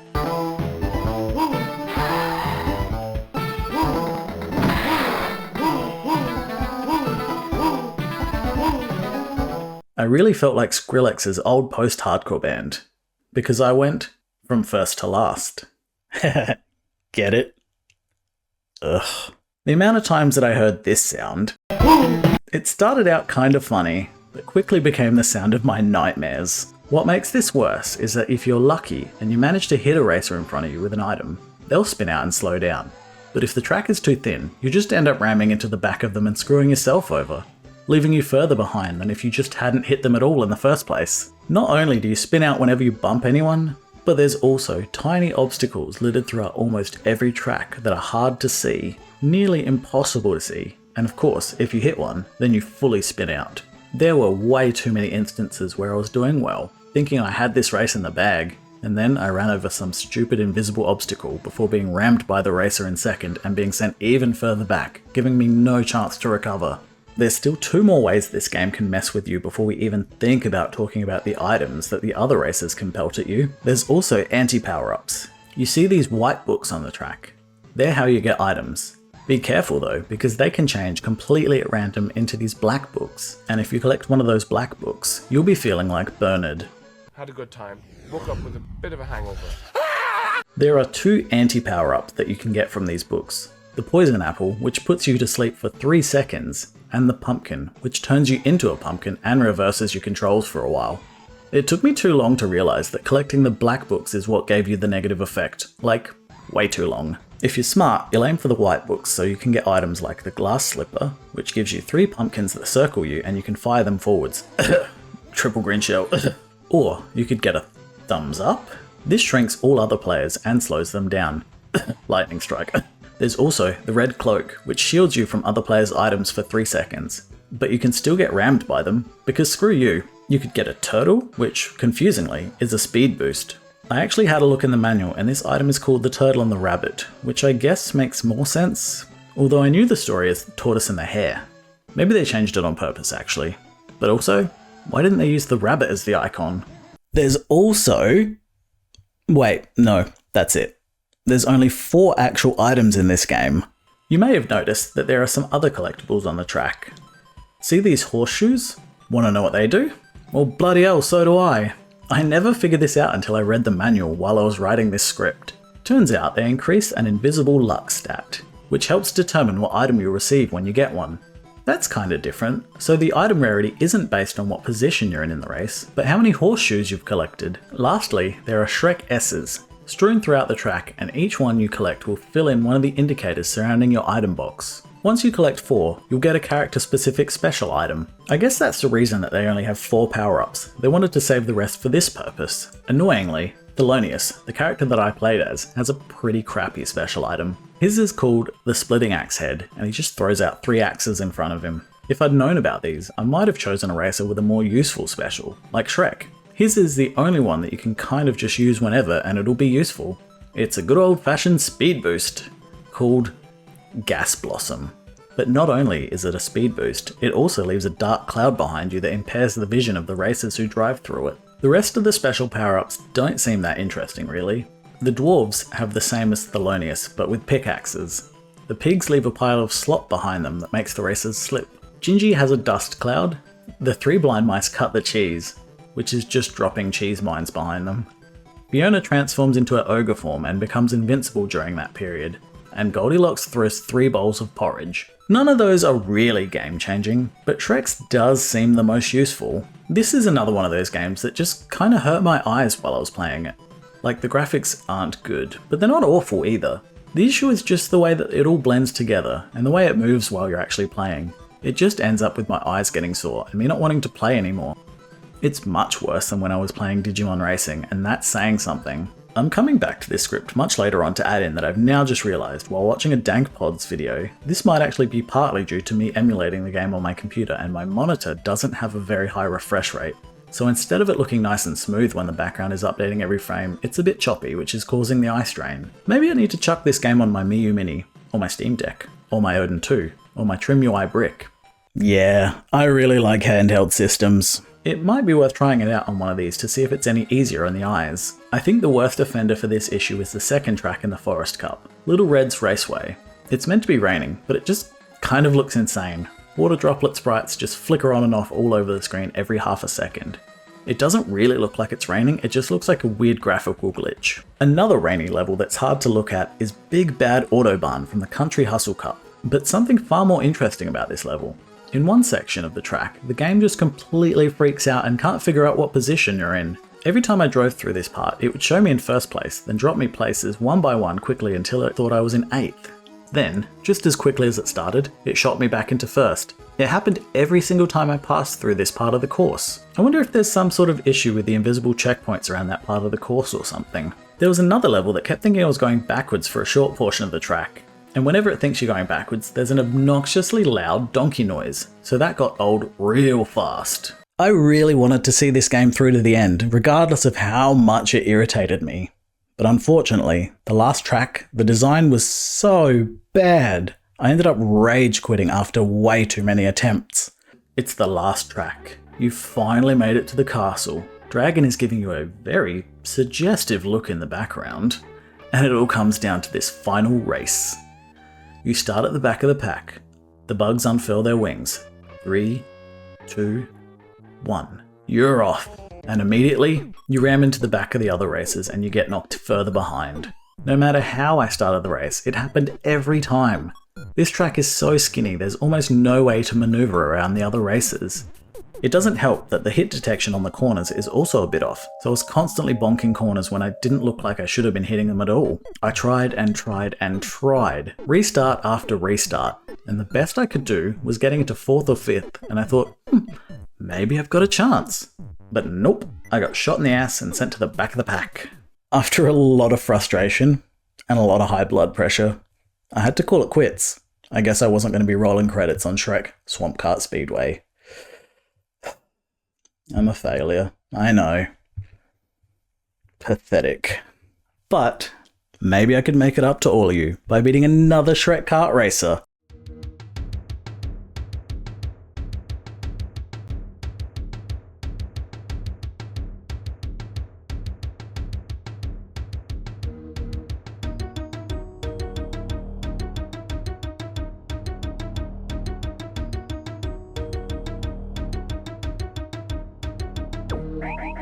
Shrek Smash and Crash Racing. The first Australian developed game of the video. Developed by Taurus Games, operating out of Melbourne, Australia. Before their unfortunate closure in March of 2024, Taurus were known for working on licensed games, such as Cartoon Network Battle Crashes, a game I've actually played and thought was pretty fun. Well, I just found out they didn't actually develop the game, they only ported it to the Switch, but that's still something, I guess. They did develop Duke Nukem Advanced, Spider-Man Battle for New York, and just a whole bunch of kind of mediocre licensed games. I thought it was an odd choice to have 2 Shrek kart races on the same console released in the same year. And yeah, it definitely is. But they are quite different. The 2 big things being Smash and Crash Racing is more of an isometric view rather than your standard Mode 7 style 2D kart racer. And the other big difference is how it feels to play. The game is floatier than Frylock. I genuinely cannot describe the feeling of this game. Says the guy who spends all his free time making videos describing games.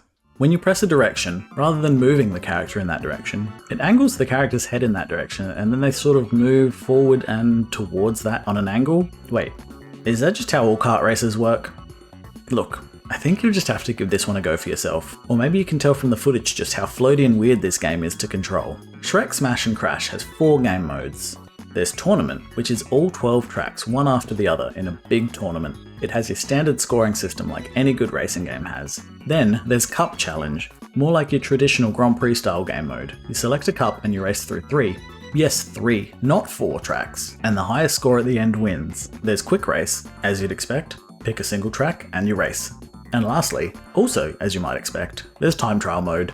So nothing new or innovative here really, except the tournament mode I guess. I haven't seen too many games go this route. Something else slightly out of the ordinary, you're not riding karts in this game. You're riding other creatures.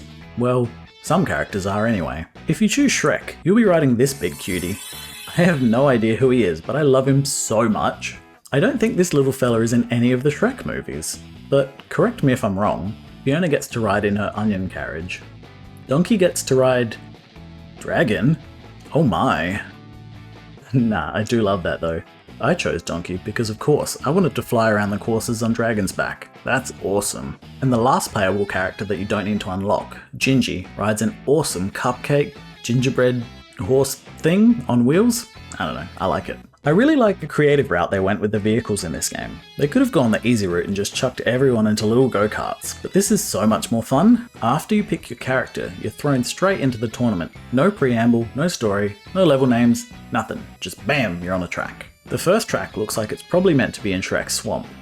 I tell you what, I almost dropped this game immediately. If I wasn't playing it for this video, I doubt I would have given it more than 5 minutes, because like I said, the controls are kinda weird and very awkward at first. My first race went terribly. I felt like I had no control of where I was going. You move so fast and so floaty, I was constantly flying off the track and I spent most of the race in last place. A few races in, I started to get the hang of the controls though, and I started to actually enjoy the game. At least a little bit. I did find myself getting frustrated at just how damn slow you moved the second you went off the track. And in the first 3 tracks around the swamp, it's really easy to fly off the track. That's something that stood out to me. I struggled the most with the first 3 tracks. Even going back to play it a second time, they felt much more difficult than any of the later tracks. That is an odd game design choice. Another odd choice was deciding to make one of the items a massive garden gnome that looks like he's just laying down taking a nap as he flies along. Odd, but brilliant. Don't get me wrong, I love it. I feel like the items in this game are so much better than the Swamp Kart Speedway items, which seems to be the case for most things in this game. You have a jack-o'-lantern that's essentially a mine you lay on the track, a beanstalk that shoots out of the ground wherever it lands, causing a momentary barrier in the middle of the track. Something a little different is the Lord Farquaad in a box. You can drop it on the track as a big obstacle, but the head also pops out and wobbles side to side, making it more of a moving obstacle that's actually a little tougher to avoid. Another favourite of mine is the goose. It's just a goose. You shoot it and it flies along the track, hitting anyone in its path. There's the classic frog balloon, which is a basic homing missile type item. Magic Frost, that slows down all the other racers on the track. Pixie Dust, it's a speed boost. The shield is, well, it's a shield, and another absolute favourite of mine, but this time for its use, not just because it's funny, is the Whirlwind. Not only does it give you a bit of a speed boost, but if you hit anyone while it's active, it knocks them out, so it's a great item to use during your race. It took me around half an hour to beat all 12 tracks in tournament mode, which is pretty short since that's the main game mode. but it did unlock mirror mode upon completion, so at least it adds a little more replayability to the game. You unlock characters throughout the tournament mode. I think every third race, if you come first, you unlock a new character, and then it's the same again during mirror mode, giving you a total of 8 unlockable characters. That's awesome. I love games that give you lots of frequent unlocks. It keeps it exciting. The unlockable characters are Goldilocks riding one of the 3 bears, Humpty Dumpty. I think he's meant to be riding in like an egg cup.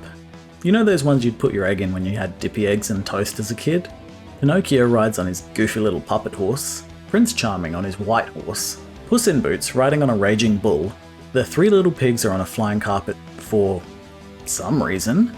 This is making me realise that I haven't watched any of the Shrek movies in way too long. I'm sure there's tons of references that I'm just forgetting about. Thelonious rides on a horse. Not very exciting, unfortunately. He's an executioner. I'd like to see him ride on a magic gallows? Or a pile of severed heads? Okay, maybe not that. But still, surely there's something more interesting than just a horse. And lastly, my favourite, Red Riding Hood, riding on the wolf disguised as Grandma. I don't know why, but that really amused me. Just look at Grandma go. The music is pretty great in Smash and Crash Racing. For starters, there's a lot more unique songs than in Swamp Kart Speedway. The song for track 3, The Haunted Woods, is great. It has, of course, got a spooky theremin for the melody, but there's these real upbeat drums playing that give a real sense of urgency, perfect for a racing game. The song on track 8, Outside of the Castle, made me want to dance. The drums start out just booming slow hits, and then out of nowhere this awesome beat kicks in. The track speeds up, and it feels like a mixture of an intense chase sequence and a dance party.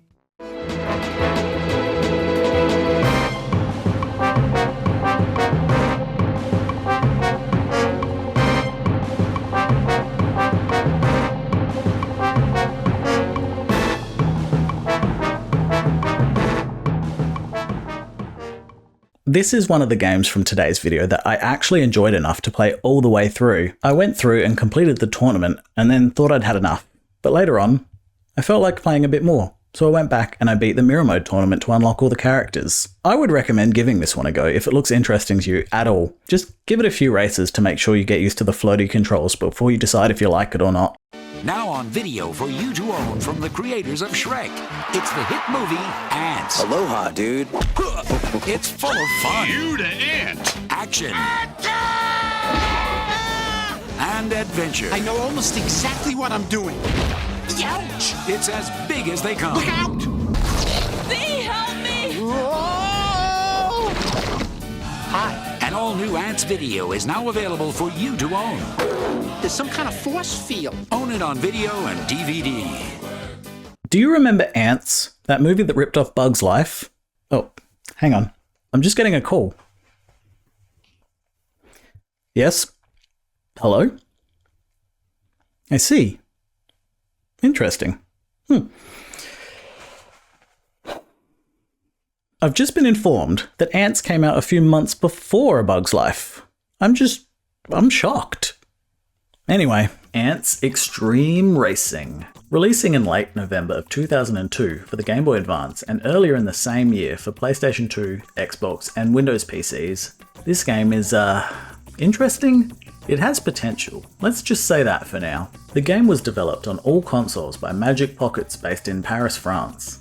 They've developed a number of games, including Cartoon Network Battle Crashers. There it is, the original developers of the game that Taurus ported to the Switch. See, there's a reason I left that weird part in the video earlier. They also developed Baldur's Gate Dark Alliance for the Game Boy Advance, which I've heard a lot of praise for over the years.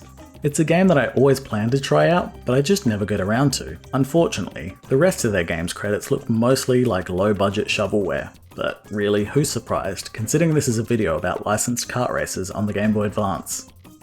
So this game has 3 main game modes. There's the usual quick race mode, there's the head-to-head mode, which I'll come back to later. It's quite an interesting mode. Lastly, there's 4 seasons mode, which judging off the name, you might have no clue what that means. But as usual, this is the standard Grand Prix mode, just with a different name. The game has a total of 12 tracks to race through, and because the game doesn't have a save battery, there's only a password system in place. After each race you win, you get shown a password and you can enter that to get back to the race. If you lose a race, you get taken to the game over screen, where you can choose to try again or you can give up. The main downside of this system is also part of what makes this game unique. There is a shop that you can buy items from or replenish your health after each race. But if you get a game over and you choose to continue, or if you use a password to get back to the race that you're on, you don't get any money to purchase items, so you end up with a bit of a disadvantage. Sometimes it ends up being more beneficial to just start again from the beginning of the game. What makes this game stand out in a sea of other licensed kart races is the health and shop systems. During the race, you'll see at the top of the screen there's a leaf, and as you take hits or crash into things at too high a speed, the leaf slowly falls apart until you run out of health and your car starts to smoke, and from there, you basically just lose the race. However, you can find sap item pickups which you can use to regain health. The other way you can regain health is by buying the sap item during the shop screen between races. The currency you spend in the shop are these little green leaf hats? I actually have no idea what they're meant to be, so let's just call them leaf hats. They are scattered throughout the races and they're pretty easy to collect in abundance. You can also pick up item blocks that have a leaf hat item on them and you can instantly get a bunch more. I think it might be 10, but I can't remember. That's the other thing. The item pickups in this game are not random.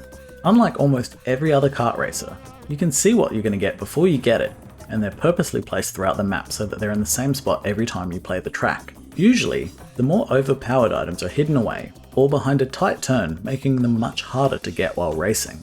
Speaking of items, let's run through them real quick. There's the protective helmet, which is a standard shield item. There's the turbo boost, the fireflies launcher, which shoots homing fireflies at the racer in front of you, stun nuts, which you throw 3 of behind you to stun any racer behind you, the bubblegum trap, which slows down racers who drive through it, and lastly, by far the best item in the game, the wasp taxi. When you use this, a big ass wasp flies in from the side of the screen and picks you up. It zooms down the track and drops you off after a few seconds. Using one of these is an easy way to get yourself into the front of the pack quickly. The only downside is sometimes the bloody wasp will drop you off directly in the path of an obstacle, so it can be a little dangerous. At the end of every race, I would buy enough health power-ups to get me back to full health, and then a wasp taxi item. That strategy never failed. With the items in this game, you can hold multiple at once, and then cycle through them by pressing L. So I'd hold on to my wasp taxi until the latter half of the race, and then use it to zoom towards the finish. Or if I messed up real bad and got stuck behind an obstacle, or fell too far behind, I might have to end up using it a little bit earlier. Speaking of obstacles, this game is full of them. Right from the first track, where there are signposts and poles on the side of the track. If you hit them at a high speed, you'll feel like Charlie from Hereditary. As annoying as all these obstacles are, I gotta give the devs credit. They look great. In track 2, periodically a giant magnifying glass comes down from the top of the screen, and after a second or two it starts blasting a concentrated beam of sunlight directly into the middle of the track. And I mean, just look at this thing, it looks awesome! The water tracks have a big water droplet that'll fall from the sky and bring up a pillar of water that will bring you to a complete stop if you drive into it. And the house level has giant eggs that get dropped and crack onto the track. These things are all a massive pain in the ass, but damn, they did a good job with the artwork for them. The issue with the obstacles in this game is that when you hit them, you bounce off and do a 360 turn. But the issue is if you don't immediately steer out of the way, you'll end up heading straight back into the same obstacle. There was more than one occasion I messed up and got myself into this loop of driving into the same obstacle 2 or 3 times. Sometimes it just wouldn't bounce me off correctly and I'd end up stuck against the obstacle, and there's no friggin' reverse button. Just give us a reverse button, it could not have been that hard, and it would have saved so much frustration. I managed to finish all 12 tracks in 4 season mode without too much trouble, and was rewarded with an oddly uplifting little message. You the ant! You found Insectopia. You can be your own ant there. That's all I really want in life. Somewhere that I can be my own ant. I mean, man. I had seen online that there were unlockables in this game, but to my surprise, I unlocked absolutely nothing by beating 4 seasons mode. Guess I better try out head-to-head mode, I thought to myself. Head-to-head mode is a 1v1 racing mode. You race through randomly selected tracks against a different opponent each race. Between the races, there is no shop to purchase items from, which makes this a little harder in my opinion. If you lose a single head-to-head race, you get game over and you have to start from the beginning of the mode. I ended up utilising save states as a time-saving measure. Once I learnt that the hard way on the last race against the insanely difficult Termite. Seriously, this dude is fast. I think I retried 8 or 9 times before I managed to finally squeak out a win against him. Even then, it was insanely close. I only just managed to win. For beating head-to-head mode with the character I chose, I unlocked the Termite. Apparently there are other characters that you can also unlock, but by this point I'd been playing the game for a few hours and I definitely had enough. Before I turned it off though, I had to try out the Termite. His stats were nuts compared to all the other races. This game has some pretty extreme rubber banding though, so honestly, the couple of races I did with the Termite actually felt harder than usual. Because he's so much faster, I kept crashing into things. But because of the rubber banding, the other races were still always right on my tail. Overall, I liked this game way more than I thought I would. My initial gut reaction was, it's just too hard and the controls kinda suck. But once I got used to that, I had a really good time. I think if the controls were better, the rubber banding wasn't so extreme, and hitting an obstacle wasn't the most catastrophic thing ever, this would be a really good game. As it stands though, it's still one of the better kart races on the console. I'm getting a strange signal. Software alerts, the Lego races are back.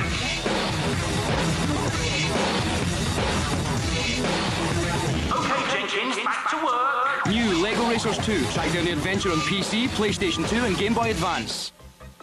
When I was a kid, one of the few PC games I had that I played a lot was Lego Racers.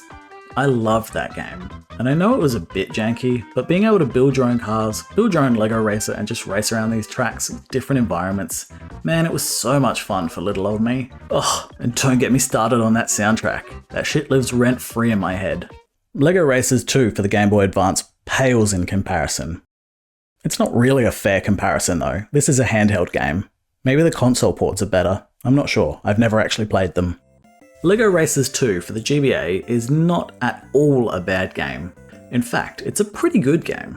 It just didn't live up to my high expectations. The 2001 Game Boy Advance port of Lego Racers 2 was developed by the short-lived Pocket Studios. They were a UK-based developer who were only credited on 9 games between the years of 2001 and 2003. Those being Alone in the Dark, The New Nightmare for Game Boy Color, their only Game Boy Color game before moving on to focus solely on the Game Boy Advance. They then went on to make Midway's greatest arcade hits, Lego Racers 2, Army Men Operation Green, Lord of the Rings Fellowship of the Ring, Gauntlet Dark Legacy, The Incredible Hulk, Pirates of the Caribbean Curse of the Black Pearl, and lastly, Star Wars Flight of the Falcon. I haven't played any of their other games, so I can't say much about their level of work, but if they're anywhere near as good as Lego Racers 2 for the Game Boy Advance, then it's a damn shame they shut down so soon.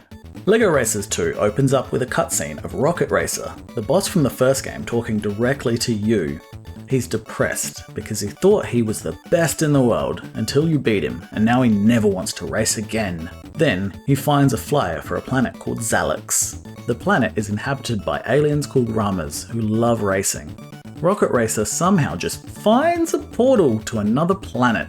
Just stumbles upon it, I guess. He raced all the Ramas and became the Galactic Racing Champion. Now he challenges you to see if you can beat him a second time. When you start up story mode, you're greeted by Sparky the Mechanic, who lets you know that Sandy Bay, the town you live in, is going to be sending their best racer to Zalix to face Rocket Racer. Then you get to build your Lego racer! Oh hell yeah. Oh hell yeah. Oh hell yeah. Oh hell yeah. Oh hell yeah. Oh hell yeah! There's a decent amount of options to choose from, which is cool. I, of course, as I always do in any Lego game that lets you customize your character, made a handsome skeleton. Next, it's time to build your Wait, nope. No it's not. You don't get to build a car. That is such a letdown. This time, you get a pre-made car. One. Not even a few cars to choose from.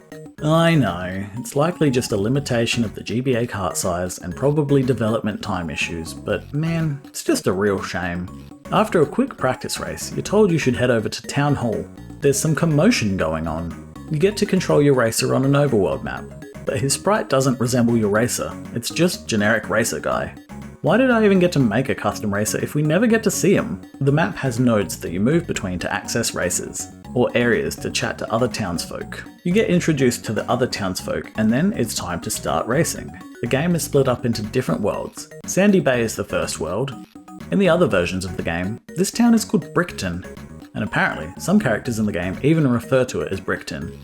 I noticed while reading the manual, there's a couple of times it gets called Brickton in there as well. Every race here is a one-on-one race against one of the townsfolk, different to any other world where there are multiple racers duking it out. Sandy Bay races all take place on a pretty standard looking track. There's a road, some grass, and some trees off to the side, and some mountains in the background. The only difference between each track is the layout. In total, there are 5 worlds: Sandy Bay, Dino Island, Mars, the Arctic, and Planet Zalex. So 5 different track types. Not a huge amount of variety, but for the game's relatively short length, it's enough. You might have noticed that on the screen, below your race position, there's a little Jeep image on a Lego brick made up of 4 colours. This is your car's damage meter. Each time you get hit, you'll lose a chunk from your meter and slow down slightly. Once you're all out of damage, you move very slow, and you basically have no chance of winning, unless you manage to snag some green bricks on the track, and then they'll restore your damage meter, one chunk at a time. Speaking of damage, I think it's time for the obligatory item explanation. There are 7 items in the game, and once you've collected one, you can't collect another until you've used the one that you're holding, so there's no stacking items like in Antz. The items are the disc, which shoots straight ahead, but will bounce off walls a few times before it vanishes. The thunderballs spin around your car, and if an opponent bumps into you, or you ram them, they'll take damage. There's a blue missile, which is just your most basic shoot straight ahead projectile. You can also get a heat-seeking missile. Pretty obvious what that one does. As with any good kart racer, there's a turbo boost item too. You can get this weird green thing. It kinda reminds me of those skeeters from Mario 64. You see what I mean, right? This thing turns you invisible so you can't take damage for a while. And lastly, there's this blue mine thing. You drop it behind you and the other players can hit it and they spin out. All the items are super generic really. Nothing exciting to talk about here unfortunately. You might notice in one of the races, this weird glowing thing on the track. It's a polymerization card from Yu-Gi-Oh! I think. It unlocks a bonus game in the world you're currently in. These bonus games are pretty cool. I'm a fan. In Sandy Bay, the game is cops and robbers. An armoured van picked up all the cash from the bank, but left the door open so it's spilling out onto the road and the local riffraff is going around collecting it all. Your job is to help the police arrest him. The first time I played this, I struggled. He was much faster than me and I could never hit him with any items I collected to slow him down. Also, I assumed that you were meant to shoot him to win. But no matter how many times I managed to shoot him, nothing happened.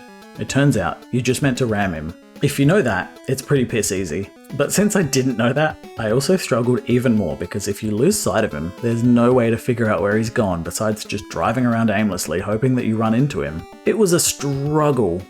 But in the end, I was awarded an upgrade for my car. You can choose from an engine upgrade for higher speed, tyre upgrades for better handling, or armour upgrades to increase your car's health. I chose to max out speed first, which may not have been a good choice in hindsight, but we'll get to that later. After beating all the races in Sandy Bay, you head out into the main hub of the island, where you can head over to the blimp boat, I guess, which takes you to Dino Island. On Dino Island, you can start a race by going to a red space, and as it turns out, it doesn't matter which space you choose, they all just take you to the first race. The races go in order regardless of the space that you choose. At first I was confused why after you win a race, the space doesn't change colour to indicate that you've won the race, but I guess that's why. These races take place against a number of opponents now, rather than one-on-one races. The controls are nice and responsive, it feels good to drive, but the engine noise, oh god, the engine noise! Can you imagine playing a couple of hours of this game and just hearing this the whole time?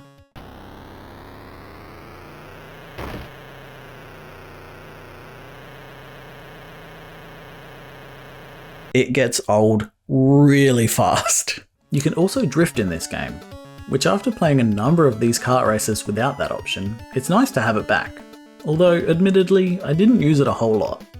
As it had a bit of a learning curve, I often found that I'd end up overdrifting and going off course. After each race, you win a golden brick, and you need to win all the golden bricks on Dino Island before you can move on to the next world. However, if you like, you can first face off against Dino Island's boss, Sam Sanister. The boss races are similar to normal races, except it's a one-on-one race and each boss has a signature item. Sam's is an oil slick. Periodically throughout the race, he'll drop an oil slick onto the track to try to slow you down. If you beat the boss, you're awarded a golden car part. Sam gives you an engine upgrade. There's also a bonus game on Dino Island if you remembered to collect your polymerization card. This bonus game's objective is to collect a certain number of dino eggs and bring them back to the starting area. However, you can only hold 2 at a time, so there's a lot of back and forth. It's a fun little distraction to break up the races, but not much more. After you've gotten enough golden bricks on Dino Island, you can take the rocket to Mars. Mars sucks. I found this to be the hardest part of the game by far. I think focusing on only upgrading my speed and not getting any tyre upgrades really came to bite me in the ass here. The first race on Mars has a lot of very sharp corners, and jumps that have sharp turns immediately after you land, so I was frequently zooming straight off the track into the lava. That's the other thing, on the Mars tracks, going off-road doesn't just slow you down, it completely screws you over. You are very slowly placed back onto the track after going into the lava. And I found that if I did it more than once in a race, I had absolutely no hope of winning. Race 1 on Mars genuinely took me around 15 tries to win. Often I'd just give up and hit restart if I messed up the first jump, which happened about half the time. I was getting heated by the end of this, I just really wanted it to be over. Eventually I managed to win the race, and the rest of the Mars races were nowhere near as difficult. For some reason it was just that first race, and the boss race. The boss race nearly broke me. Mars's boss race is against Rigel, the head Martian. Not only is he incredibly fast, but he has an item that reverses your controls. So anytime he's in front of you, there's a chance that he can reverse your controls at random. There's no indicator that it's happening, you just suddenly have reverse controls. With high speed and tight track design, this led to a lot of frustration. Not to mention, there's one segment in the track with multiple little jumps in a row, and I found that if I didn't brake in mid-air every jump, I would just jump directly in the lava. It was super annoying. I think it was just because of the car's speed stat not being what the developers were expecting at this part of the game. Mars's bonus game is really cool. It's kinda like an auto runner. You're driving through this tube and you can rotate your car around the perimeter of the tube to collect these green gems. You need to collect a certain amount to win. The momentum made it a little difficult for me at first. It took some getting used to. I was so sure that I was going to lose because I had missed so many gems. But it kind of just kept going on and on and on, and eventually I won. I'm not even sure if you can lose actually. After conquering Mars, it's time to head to the Arctic. And this place made me super nostalgic. My first ever LEGO set was a little Arctic kit that my auntie got me for Christmas. And that started a years-long obsession with all things LEGO. The Arctic races are all pretty easy, not much to talk about with these really. Just race through the snow, avoid driving in the frosty water, and win some races. The boss of the Arctic is Berg, a massive ice beast who drops ice stalagmites behind him that you need to avoid. I know that they're stalagmites, and not stalactites, thanks to listening to too much Tenacious D as a kid. Is that a stalactite? A stalactite, hold on tight. So yeah. Okay. It's stalagmite, might poke you in the ass from below. Berg was pretty tough, but nowhere near as tough as Rigel was. The bonus game is just a reskin of the Dino Island bonus game unfortunately. You just need to collect fallen meteorites and bring them back to the starting area. It was here though that I learnt that you can repeat bonus games with harder requirements to unlock more parts for your car. I sure wish I knew that earlier. There are 3 variants of each minigame to beat, allowing you to max out your car's stats. Finally, it's time to take the portal to Planet Zalix.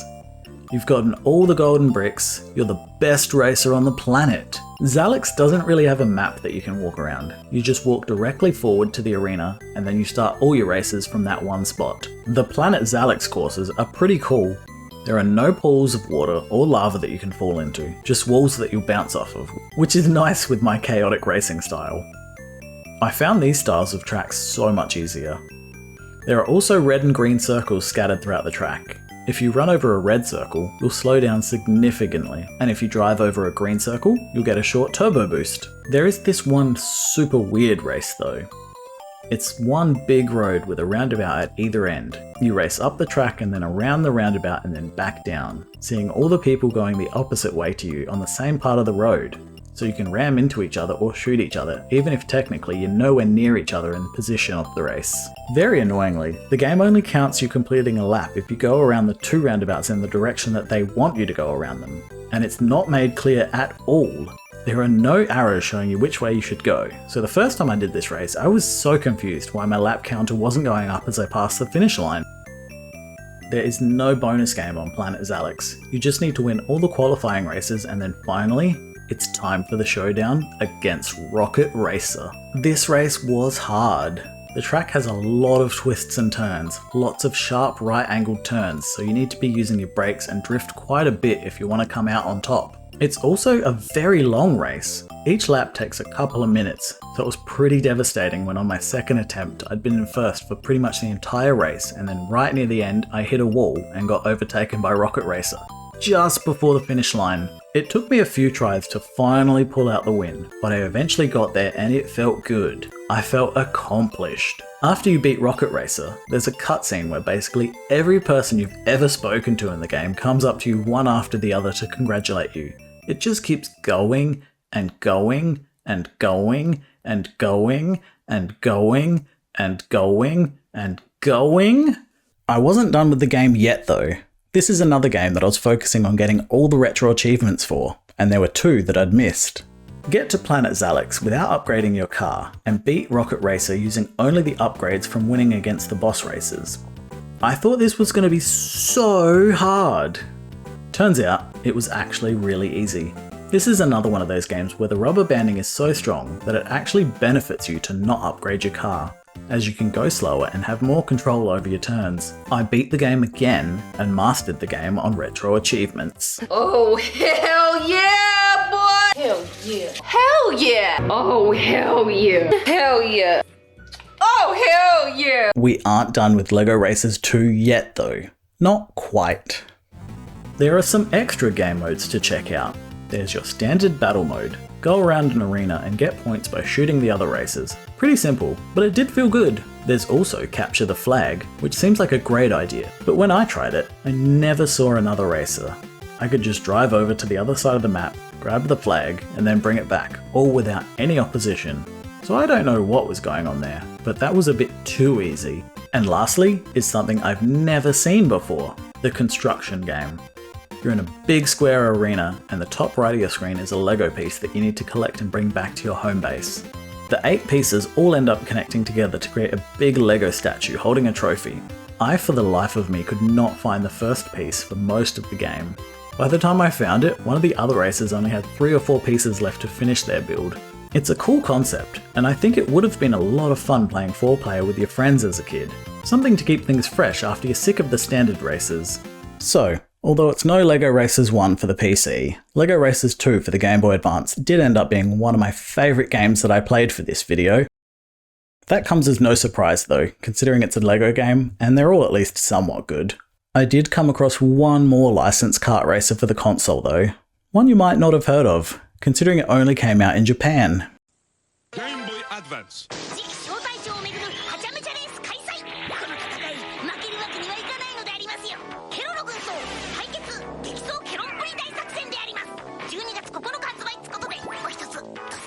Keroro Gunso, Showdown, Gekisō, Keronprix, Big Plan, de arimasu. What a mouthful. A super rough translation of that would be Sergeant Frog Showdown, the Wild Frog Grand Prix, the Big Plan. This game is based off the manga series Keroro Gunso, or in English, Sergeant Frog. I've been interested in reading this manga or watching the anime for years. I love the art style, the frogs are incredibly cute, but somehow I still haven't gotten around to it. Unfortunately, this game has never received an official or a fan translation, and I can't read Japanese. Yet. So Google Lens Translate option was my best friend while trying to play this one. Not only that, but there's almost no information about this game on the English web that I can find. It just doesn't seem like many English speaking fans are clamouring to play or learn more about this game. Keroro Gunso was released in December of 2004 in Japan and was developed and published by Sunrise Interactive, who are mostly known for developing anime licensed tie-in games, such as GB Harobots for the Game Boy Color, or Maya Tome Hime, or Tome Buto Shi for the PlayStation 2. Out of all the licensed kart racers in this video, Keroro Gunso is by far the most story driven, which is a shame considering I can't read the story. When you select the main game mode, there is a massive dialogue-filled cutscene that goes on for way too long, and it's unskippable, which is really annoying when you have to mash through it all every time you start a new game. Let me give you a quick rundown of the story, based entirely on Google Translate and vibes. Keroro is satisfied because he's just finished building all his gunpla that he had been putting off. Then his friend Angol comes in to let him know that his tea is ready. Keroro says that he feels so relaxed now that he's had his tea and he's finished his gunpla, so he just wants to go out and ride his flying saucer. He wants to spend some time in the sun. Corporal Keroro then comes storming in, furious. He calls Keroro a bastard for lazing around in the sun all day every day, playing with his toys instead of invading Pekapon like they're supposed to. They get into an altercation and Keroro says, "Stop, it hurts, don't be so rough with me." Keroro reiterates, "You're the one who needs to make this invasion happen, Keroro. You're the captain."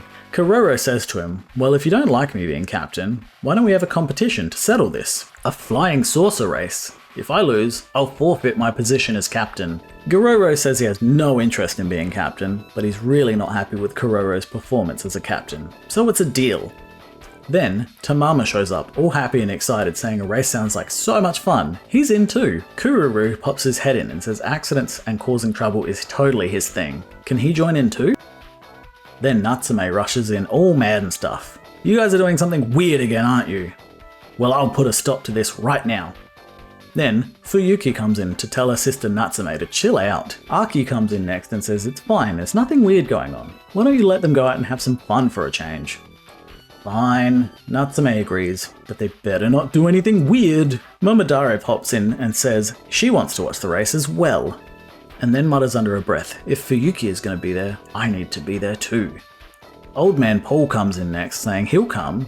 He wants to accompany Momodare. Saburo wants to watch too. Then Koyuki rushes in asking, "Did you guys forget about Dororo again?" Dororo pops up and goes, "Don't worry about it. I'm used to being forgotten about." Keroro wants to save face though, and he goes, "Nah man, I didn't forget about you, I swear. I was just about to come get you." Then Keroro goes over the rules for the race. It's a point-based system, and the most important part, your remaining HP at the end of each race is added onto your points to keep things more interesting. He then reiterates whoever wins gets to be captain of the crew. Then it ends with everyone getting in each other's faces and making angry frog noises. After this beefcake of a cutscene finally ends, you get to select your racer. You can choose from the sergeant himself, Keroro. There is Tama, the youngest member of Keroro's platoon, and according to the Keroro fandom page, he is over 3,000 years old. Vegeta, what did you say his power level is? It's over 3,000 years. There is Kururu, who I chose for my first playthrough because I just love the dopey characters.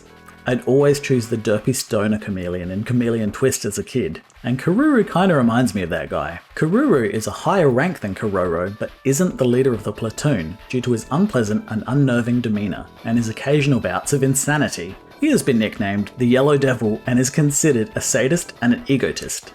So I guess I was wrong, he is not the dopey character. He's the psychotic jerk of a character. Damn. I assumed that that character trait would be assigned to another racer, Keroro. I mean, just look at that face. And he has a skull on his hat. He looks like he'd be a real jerk. Turns out, he's more of just the serious soldier character. He takes his work seriously and he just wants to do a good job. The last character that you can play as is Dororo. And looking at the sprite, I assumed this was a nurse character, like a medic of the platoon. I wasn't too far off really. He is a kind-hearted pacifist, but a tough fighter if he really gets forced into conflict. He is sensitive and socially awkward, preferring to read or meditate alone in his spare time. It's time for everybody's favourite show! Digital Decay poorly tries translating Japanese! Each racer has different stats, as you might expect. The top one is acceleration, then below that is speed. The next one is Kona, which basically means corner or turn. So handling is my guess. The next one, translated with Google Lens, came up as power, and I can't figure that out. Maybe that's how much damage your items do to other racers? I'll get to that shortly, but you have a sort of health system in this game, so that might make sense. The last one took me a long time to determine. Google Lens was telling me that the word was shut up, which confused me. Looks like Google Lens wasn't going to help me this time. When I first started playing this game, I had a thought. Maybe I could teach myself to read some basic Japanese. It would be so helpful in situations like this. As I'm writing this, I've been teaching myself for just over a week, and I can recognise all the hiragana characters pretty quickly, and about half of the katakana characters. But without context, they mean nothing to me, since I don't know any words in Japanese. Just how to read their alphabet. The hard part is deciphering any meaning from these words that I can kind of sound out. These 3 characters spell out Shito, which isn't a word on its own. But after way too long of googling, it looks like this may be shorthand for Shito Kurioku, which means quirkiness. This confused me even more. But then, just as I was about to give up, I noticed something. That word is only on Tamama's select screen. Every character has this stat maxed out, but they all say something different. Keroro's last stat is Gunpura, which is a Japanese abbreviation for Gundam plastic model kits. Now remember, in the opening cutscene, it mentions Keroro doing something with a Gunpla kit. It looks like this last stat is more of a cute joke relating to the character, not anything to actually take seriously. I wanted to try and figure out the rest on my own, and this could be all nonsense, but please bear with me. Kiroro's stat looks like the word igari, which I then had to Google. Igari is a makeup trend, also known as drunk blush. It's meant to make your face look a little rosy, like you've had a few drinks. I don't know what that says about Keroro, but he is red. Maybe it's hinting that he likes to pound down a few beers. I could hang out with a frog who likes to have a few beers. Sounds like a good time. Kururu's looks like it might say ireshitsu, which translates to restroom. I don't know what they're getting at there, honestly. Maybe I'm just reading that one wrong. And Dororo's stat looks to me like Torama, which translates to trauma, which I guess kinda makes sense since he's like a little sensitive guy. I don't know. No idea if my bad attempt at translation is interesting to any of you at all, but I had a lot of fun figuring that out. And that's the end of another titillating episode of Digital Decay Poorly Tries Translating Japanese. Alright, with that massive tangent out of the way, let's look at the gameplay. After you select your character, you can then select an item for your character to equip, which have different effects. The starting one looks like it increases your acceleration stat a little bit. Winning races unlocks new items to equip. The first thing you'll probably notice when starting a race is either how big and how nice the character sprites are, or more likely, how they're all riding these little spaceship things with handles. You can see plenty of clips from the anime or panels from the manga where the frogs? Technically they aren't frogs, I think, they're aliens, but come on, let's just call them frogs.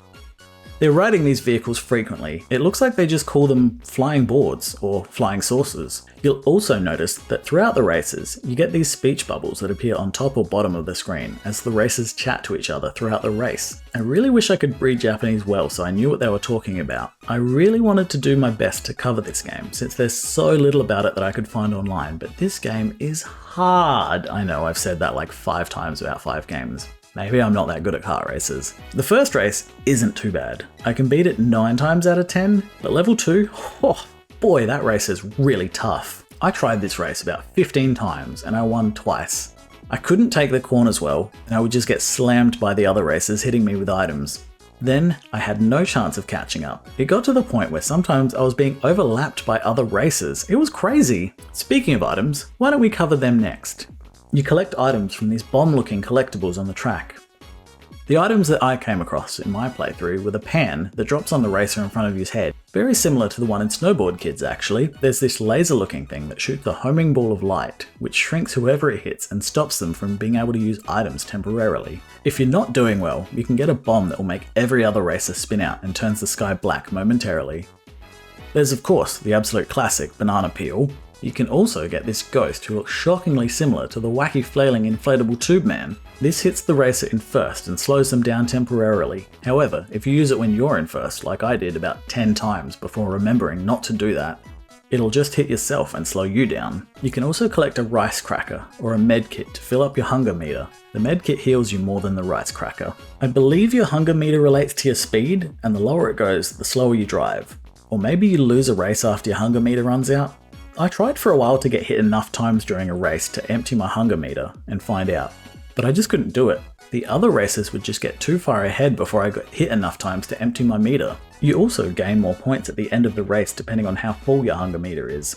So not only do you need to do well in your race, but you need to keep your hunger meter up to earn more points. Obviously, the person at the end of the Grand Prix with the most points wins. You can also get a bottle of water to fill back up your water meter. Because you're amphibious, you need to keep wetting yourself to stay moist. Each character has 3 special attacks that they can utilize throughout a race, and using a special attack drains some of your water meter. You can only use the level 3 attack if your meter is full. If your meter is 2/3 full, you can use a level 2 attack, and if you have 1/3 of your gauge full, it lets you use a level 1 attack. I didn't test out everyone's special attacks, but as an example, Keroro has a speed boost for level 1, level 2 makes him yell at everyone and I think it might slow the other racers down temporarily. It is hard to tell. And lastly, his level 3 is a big energy attack that goes up and seeks out the racer in first to do a lot of damage. The issue that I have with the special attacks is to do them you need to press up and A for level 1, up, down and A for level 2, and up, down, up, A for level 3. But A is also the accelerate button, so you need to completely take your hand off the accelerator and then quickly mash the button input to attack.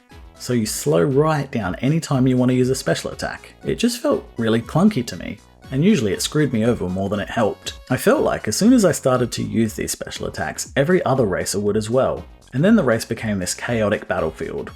Whereas the races I didn't use them in were all much calmer, less attacks flying around every 2 seconds. I only found out that you could even do special attacks because this game is awesome and has a full encyclopedia section. You can go through every item and see its description and a little anecdote about each one. There's another page that goes over every character in the game, including the humans that you only see in the cutscenes. Then, the last page of the encyclopedia goes over every character's special attacks, which I just happened to stumble upon. I saw the little up and A icon and thought, maybe I should Google Lens that and see what it's talking about. I wish that more games had features like this. Great for if you lose the manual. Or it's a 22-year-old Japanese exclusive game that has no manual scans online and almost no information about it. Very good for common situations like that. Eventually, I managed to win the second race and go on to the third race, but I could not beat that. I got game over and I didn't manage to get back to race 3 after that. I concede, I admit defeat, I suck at Keroro, Gunso, Showdown, Gekisō, Keronprix, Big Plan, Derami Mama. Yeah, that one. I looked up the long play online, which even that was a struggle for me to find, at least compared to most games where you just search the name and long play in YouTube and you just get a million results. Turns out there are only 4 tracks in the game. After you beat the last race, you get a shortcut scene, which changes depending on which character wins. So you're incentivized to play through the game with each character so you can see all the different story endings. If the game was easier though, this would still probably only take half an hour, maybe an hour tops, but it is a pretty short game. I looked around the menu and I couldn't find any other game modes except multiplayer mode, but I couldn't play that. And for some reason, instead of letting you back out of the multiplayer menu, it just locks you into the screen saying that it can't detect a link cable, so you have to reset the console to continue playing. Why wouldn't they just let you press B and go back to the menu? While digging around the menu and the encyclopedia, I did get treated to this banger of a title screen song. Just give it a listen. It feels very Star Foxy to me. I feel like it would fit right in playing on the Corneria stage on Super Smash Bros. 64.